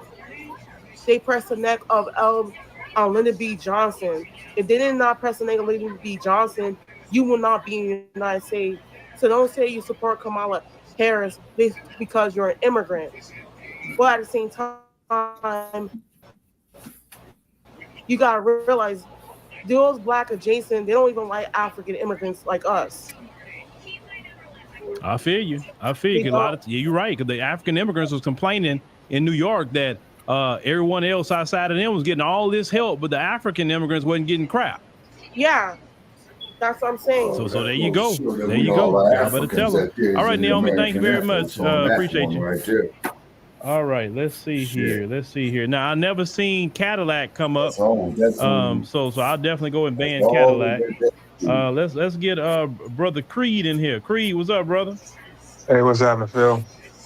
Oh, it's all right. Same brother question. Do you support Vice President Kamala Harris for president? Yes or no, and why? Absolutely not. For me, smart people. Kamala Harris has been a complete mockery as I'm going to a end the show politician. after this, Shabbat. You know, I just not long ago, I think maybe some that the Trump administration is doing is saying something about speaking on the border and how she just completely just, you know, made it worse. Okay. And I've seen that it for me, you know, I've seen like as far as like going back to that, as far as like the migrants go, I'm here in Detroit, Michigan. They coming in like they coming in Chicago, New York. It's a bad look, and it's messing us up here in Detroit. Okay, yeah, they are flooding your area because they shipping them from Chicago over there to Detroit, right? That's right. Okay, all right. So she's definitely on the immigration tip, not for helping Black Americans. Let me ask you about in Detroit. Are you seeing them getting put in hotels and shelters and places like that? No, they taking the home for a while there, Phil. You know, here in Detroit, we had a lot of homes that were you know, just burnt up and bombed out. The houses that can be saved, the immigrants are fixing up and living in. So where are they getting the money for that? No, bro, look, let me tell you something. I looked at one of the real estate things, and they got homes in Detroit. They selling for $1,000. Exactly. Yes, that's a land bank thing auction that they do every single year here. You know, I got property myself doing that about 10 years ago. But see, like I said, and that was when it was cheap. But see, it's expensive now. For $1,000 to bid. Where are they getting the money to do something like that? They're getting help from someone that we can't get. Right. Right. And like I said, it's a complete mockery. She'll be Biden 2.0. Yeah. Like I said, it'll be gas price. I remember, let's not forget, not too long ago, gas prices was $5 a gallon. Now it'll be 10. Yeah. Eggs was $6. It'll be $20. It's ridiculous, and it'll never end. Brother, every time I went to the store today, brother, and I had to buy some food, you know, and then I looked up at the thing. I'm like, I told the lady, I told the sister, I said, wow, it wasn't $100 this time. It was $83 because it's, you know, it don't make sense what the prices are now, man. I'm like, you can't afford this. I'm like, man, you know, when I went to South Africa back in April, you can really afford food over there. Man, you could buy a gang of food and not spend not even $40. Man. It's just like I said, it's a complete, and I don't like the fact that she's going around here. She can flip a card, wake up one morning, oh, I want to be black. Oh, I want to be this. Oh, I want to be that. And I really didn't like what she did at the BET Awards with Taraji P. Henson. I don't know where they came up with that from. That was just, that got under my skin. Well, the best way to do it, you know, to handle that situation, bro, is you know, like you gonna handle it, you know. Whether you choose the couch or choose Trump or whatever you choosing. Hey. I mean, like, for me, I'm not. I'll tell you what. I'm not gonna make a final decision till after the last final debate. Right now, I'm pushing towards Trump. I'm not, like you say, I'm not a Republican. I'm pro policy. I'm not pro party. Right. Okay. Yeah. And Trump's policies, like I said, it's John. Let me ask you a question: Are you a business owner? No, I actually work for the Postal Service. You said the Postal Service? Yes. Okay. All right. Awesome. All right, brother. I appreciate you. Thank you for coming up and shout out to Detroit, man. I got to get out there. Yeah, come check us out, Phil. We love you out here, man. Man, I got to get out there, man. Most of the major cities like that, I go, man, I get a lot of love out there. But I told my cousin we need to come up there because she's all big into renovating them houses. You know, a lot of us here, we've been watching you back when you was the Advice Show. Okay, all right. Well, shoot, yeah, man. My cameraman, he's from Detroit. So I told him, you know, I need to go up there. But man, he showed me something about Detroit that happened to y'all every year. What's them flies that come off the sea? Oh, the fish flies. Oh, man. Yeah, the fish flies. And then the fish flies, and in a couple of weeks, when August hit, we begin the yellow jackets. Oh, I got stung by one of them one time. Oh, that hurt. Man. But all right, my brother. All right, catch you later, Phil. All Thanks right, brother. again. All right. Let's see. Ooh, we got a lot down here. Let's see who we got. Let me see the brother. America's Only Hope. I guess that's your name. I can't hear you, brother. You need to unmute. Yeah, Phil, how you been, man? Man, I'm all right, brother. You say you moving around the street? Yo, I'm about to go to a comedy show real quick with my old lady, man. But I'm glad you picked me because I'm pulling up in the parking lot right now. Okay. Well, shoot, she met you there? Or she in the car? She's right here next to me. That's her. Say hi, babe. Okay. How you doing, ma'am? I'm good. How are you? All right. Date night. That sounds good. Glad y'all spending some quality time. That's right. And I love her too. That's what you're supposed to be. You're supposed to love her. So before you even ask me the question, I'm gonna go ahead and answer it. And in 4 ways and 2 on Sunday, I'm absolutely not supporting Kamala Harris. And I'm because it's my first time on your live stream, I'm gonna keep the swearing down to a minimum. Yeah. Well, as let's much keep as I it can. down to 0 if we can, sir. Yeah, I'm gonna do my best, boss. I'm gonna do my best. Lady, does she support What is that? Shabaka's Black Experience Enhanced. We'll go on censored. She never did. She just said she never did. Hey, that's another black woman not supporting Kamala. Yeah. What's going on? I thought all the black women support Kamala. Kamala ain't shit. Right. That's and why. now getting to my point. First of all, the first and foremost thing, I love God. I believe in that there is a God. I love America. I respect our country and I respect its laws. Right. Kamala Harris is a America lawless, kiss my ass until I cut the goddamn unlawful, check for sinful, reparations. willfully sinful, America hating, godless, faithless, baseless human being. And she wants to destroy this country. Everything about the Biden administration has essentially destroyed this country. If we have the misfortune of having 4 more years of her, 4 years of her in office, we won't have a country at the end of that 4 years. She's pseudoscience racist.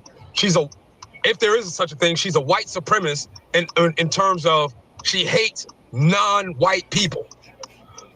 She does. Okay.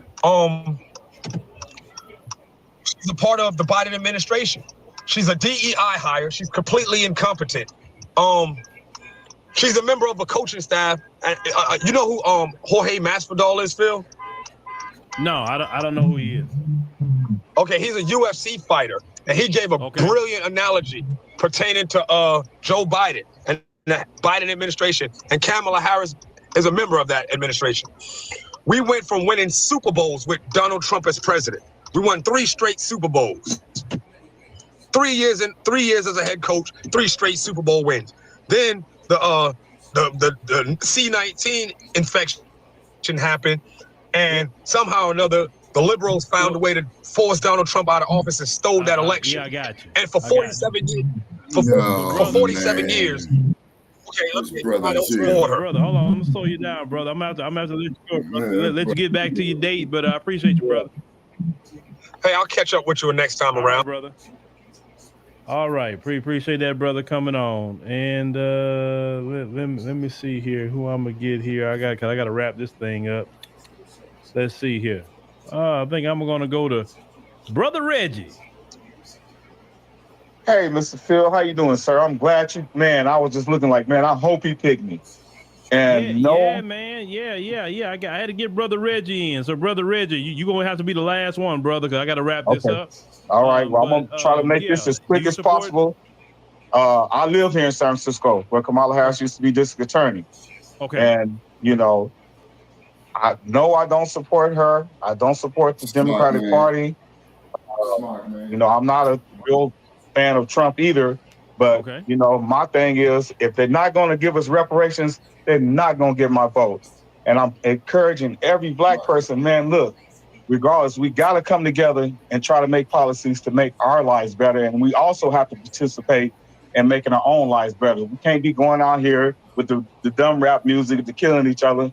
And just to get out of that, no, I don't support Kamala Harris and her policies.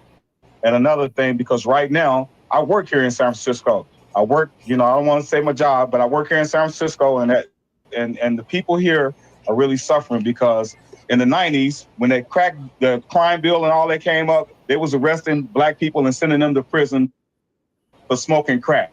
Now it's the Hondurans out here, and I don't mean, not trying to make them seem like the bad people or being racist, but they're out here selling drugs to black people, standing on the corner, down the street from City Hall, selling drugs all night long on the corner, and they don't go to jail for nothing. But like I tell people, in the 90s, they locked us up for smoking crack, put us in prison and all the stuff. And this was under the Bill Clinton, Hillary Clinton, and all these other Democrat, policies. They was locking people up. So now I just feel like if we as a people can come together and choose someone who will make our lives better, and I appreciate people like you. I appreciate people like Yvette Cornell, for putting it down for us and standing up for us, because we can't speak for ourselves. We're just, to them, we're just peons. They just, like you say, they steal our votes. They run back to Washington, D.C., and they do their own thing. But man, I don't want to stay too long, and I'm gonna let you do your thing. Let me ask you a question real quick, brother. Yes, sir. In California, Gavin Newsom just did an executive order to clear out all the homeless people, right? Yes, sir. What is your take on that? Okay, my take is this. No, there's two sides to this coin, bro. One thing is, for the homeless black people that were disenfranchised during the crack administration and all that stuff, yeah, they're out there suffering homeless now because the price of housing is so high, and but on the flip side of that, we have a lot of people, because of their social policies, saying, oh, come to San Francisco, you can get free housing and free this and free food stamps and welfare and all this and that. These other cities are sending people to San Francisco, and when they get here, they find out that a 1-bedroom studio is $3,500 a month, and they can't afford that. Whoa, brother. That's Silicon Game Valley for you. A 1-bedroom studio is $3,500. That is a fact. Trust me, sir. You can get a studio for no cheaper than $2,000 here. I'm serious. How do black people live in that state? I'm just curious. Most of them, not most of them. See, I don't want to get too much into it. I don't want to get off track. A lot of the black homeowners and stuff like that, a lot of them, their family's been owning these homes for generations. But the rest mostly live in low-income housing. Okay. That's how they can afford it. The other ones who were priced out and ran out, they just living in campers. And it's just not, and here's the thing, and I want to say this to all American people, it's just not black people suffering under this administration. You got white people out there suffering just as bad. You got some Hispanic people out there suffering just as bad. You got a few Asian people out there suffering just as bad. But the policies of this Democratic Party has turned America into a laughing stock, a hellhole, crime. They breaking in cars, stealing rock. Man, up here in Vallejo where I live at, they robbed the 99-year-old lady and her caretaker. Are you serious? Dude, I'm serious. But we supposed to put Kamala Harris in office.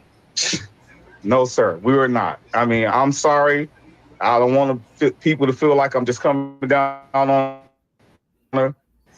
And you can go online and look up a birth certificate. It don't say nothing about Black America. On my birth certificate, I was born in 1964, the same year she was born. And I'm not being disrespectful, but on my birth certificate, it says Kamala Negro. Harris. That's what it says. 1965. That's foundationally Black American. And it is funny that I say that because my grandmother is Native American. So, how did she get? Yeah, my birth certificate say Black. Yeah. Well, I was born in 64. Mine say Negro.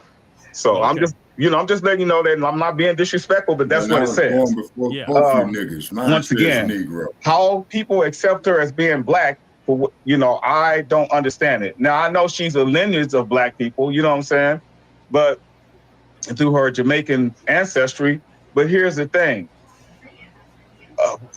Bro, it's just kind of hard to explain. We shouldn't accept that as her, like she said, she's not going to do nothing for Black people, and they're not, because we are suffering here in California under Gavin Newsom, Nancy Pelosi, and Kamala Harris and Biden and all this and that. Man, we suffering out here. Some of us are doing good. We working. I used to be homeless. but I just got up off my behind and started doing something for myself.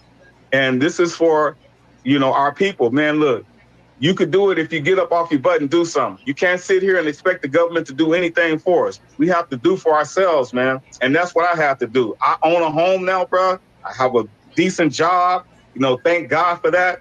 And, before. Well, brother, I'm proud of you for getting off the street and making something great of your life.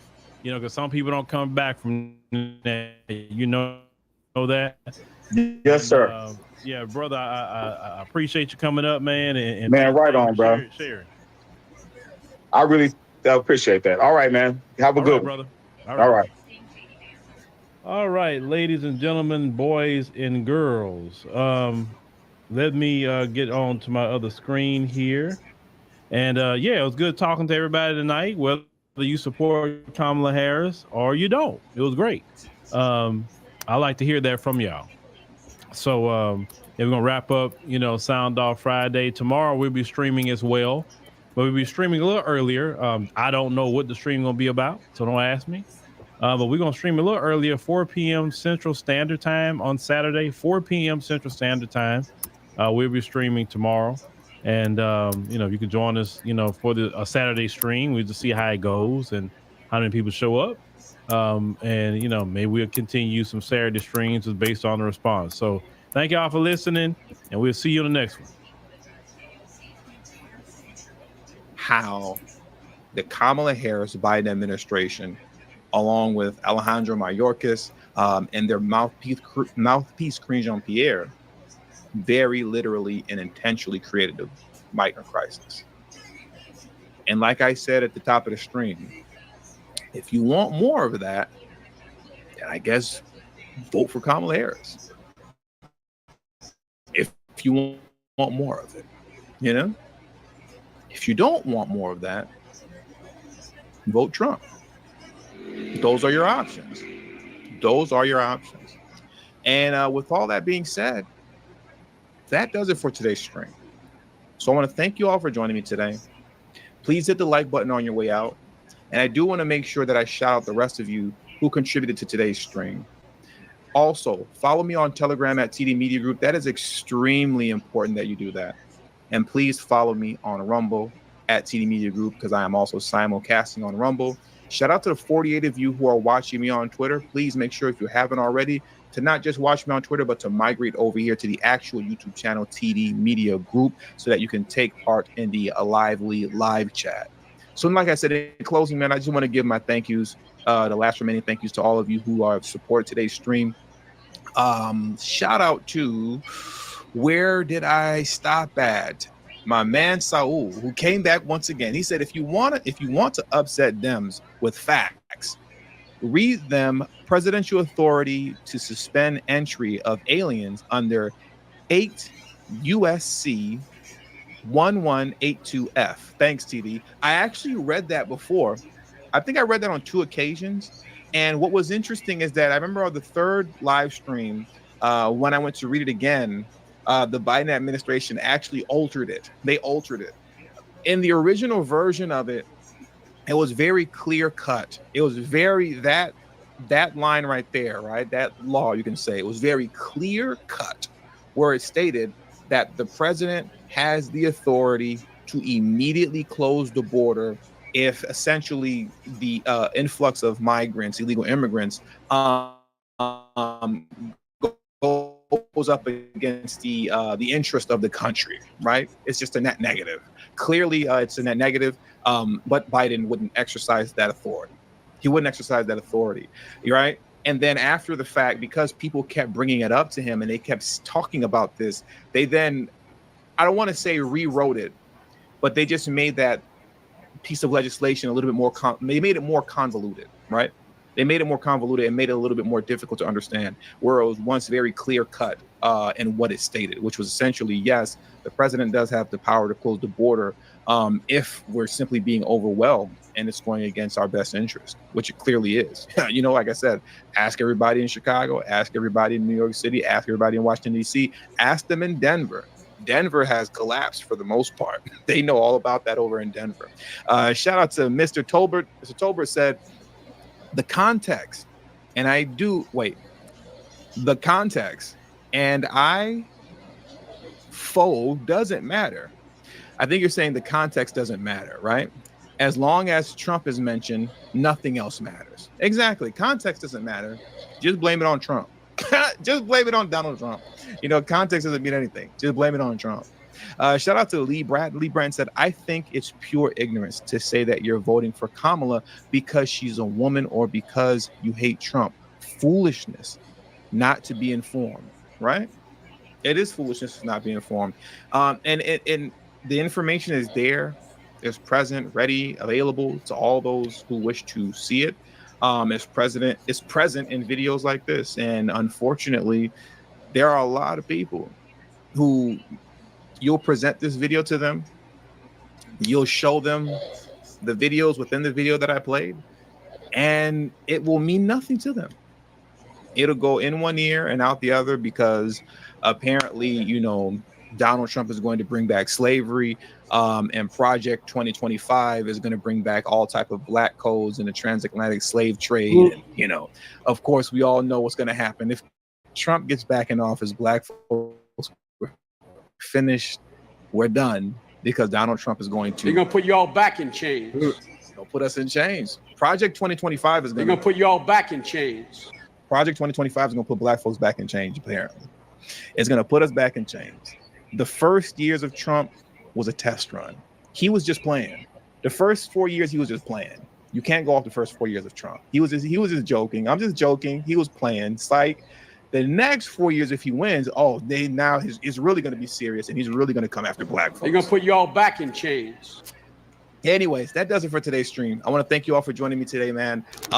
Have a great weekend and a safe one. I will catch you all next week. You never know, there might be breaking news over the weekend. I pop back up on a Saturday or Sunday again, like I have for the last 2 weeks. So we'll see what happens. But if not, if I don't catch you guys this weekend, I will see you guys next week.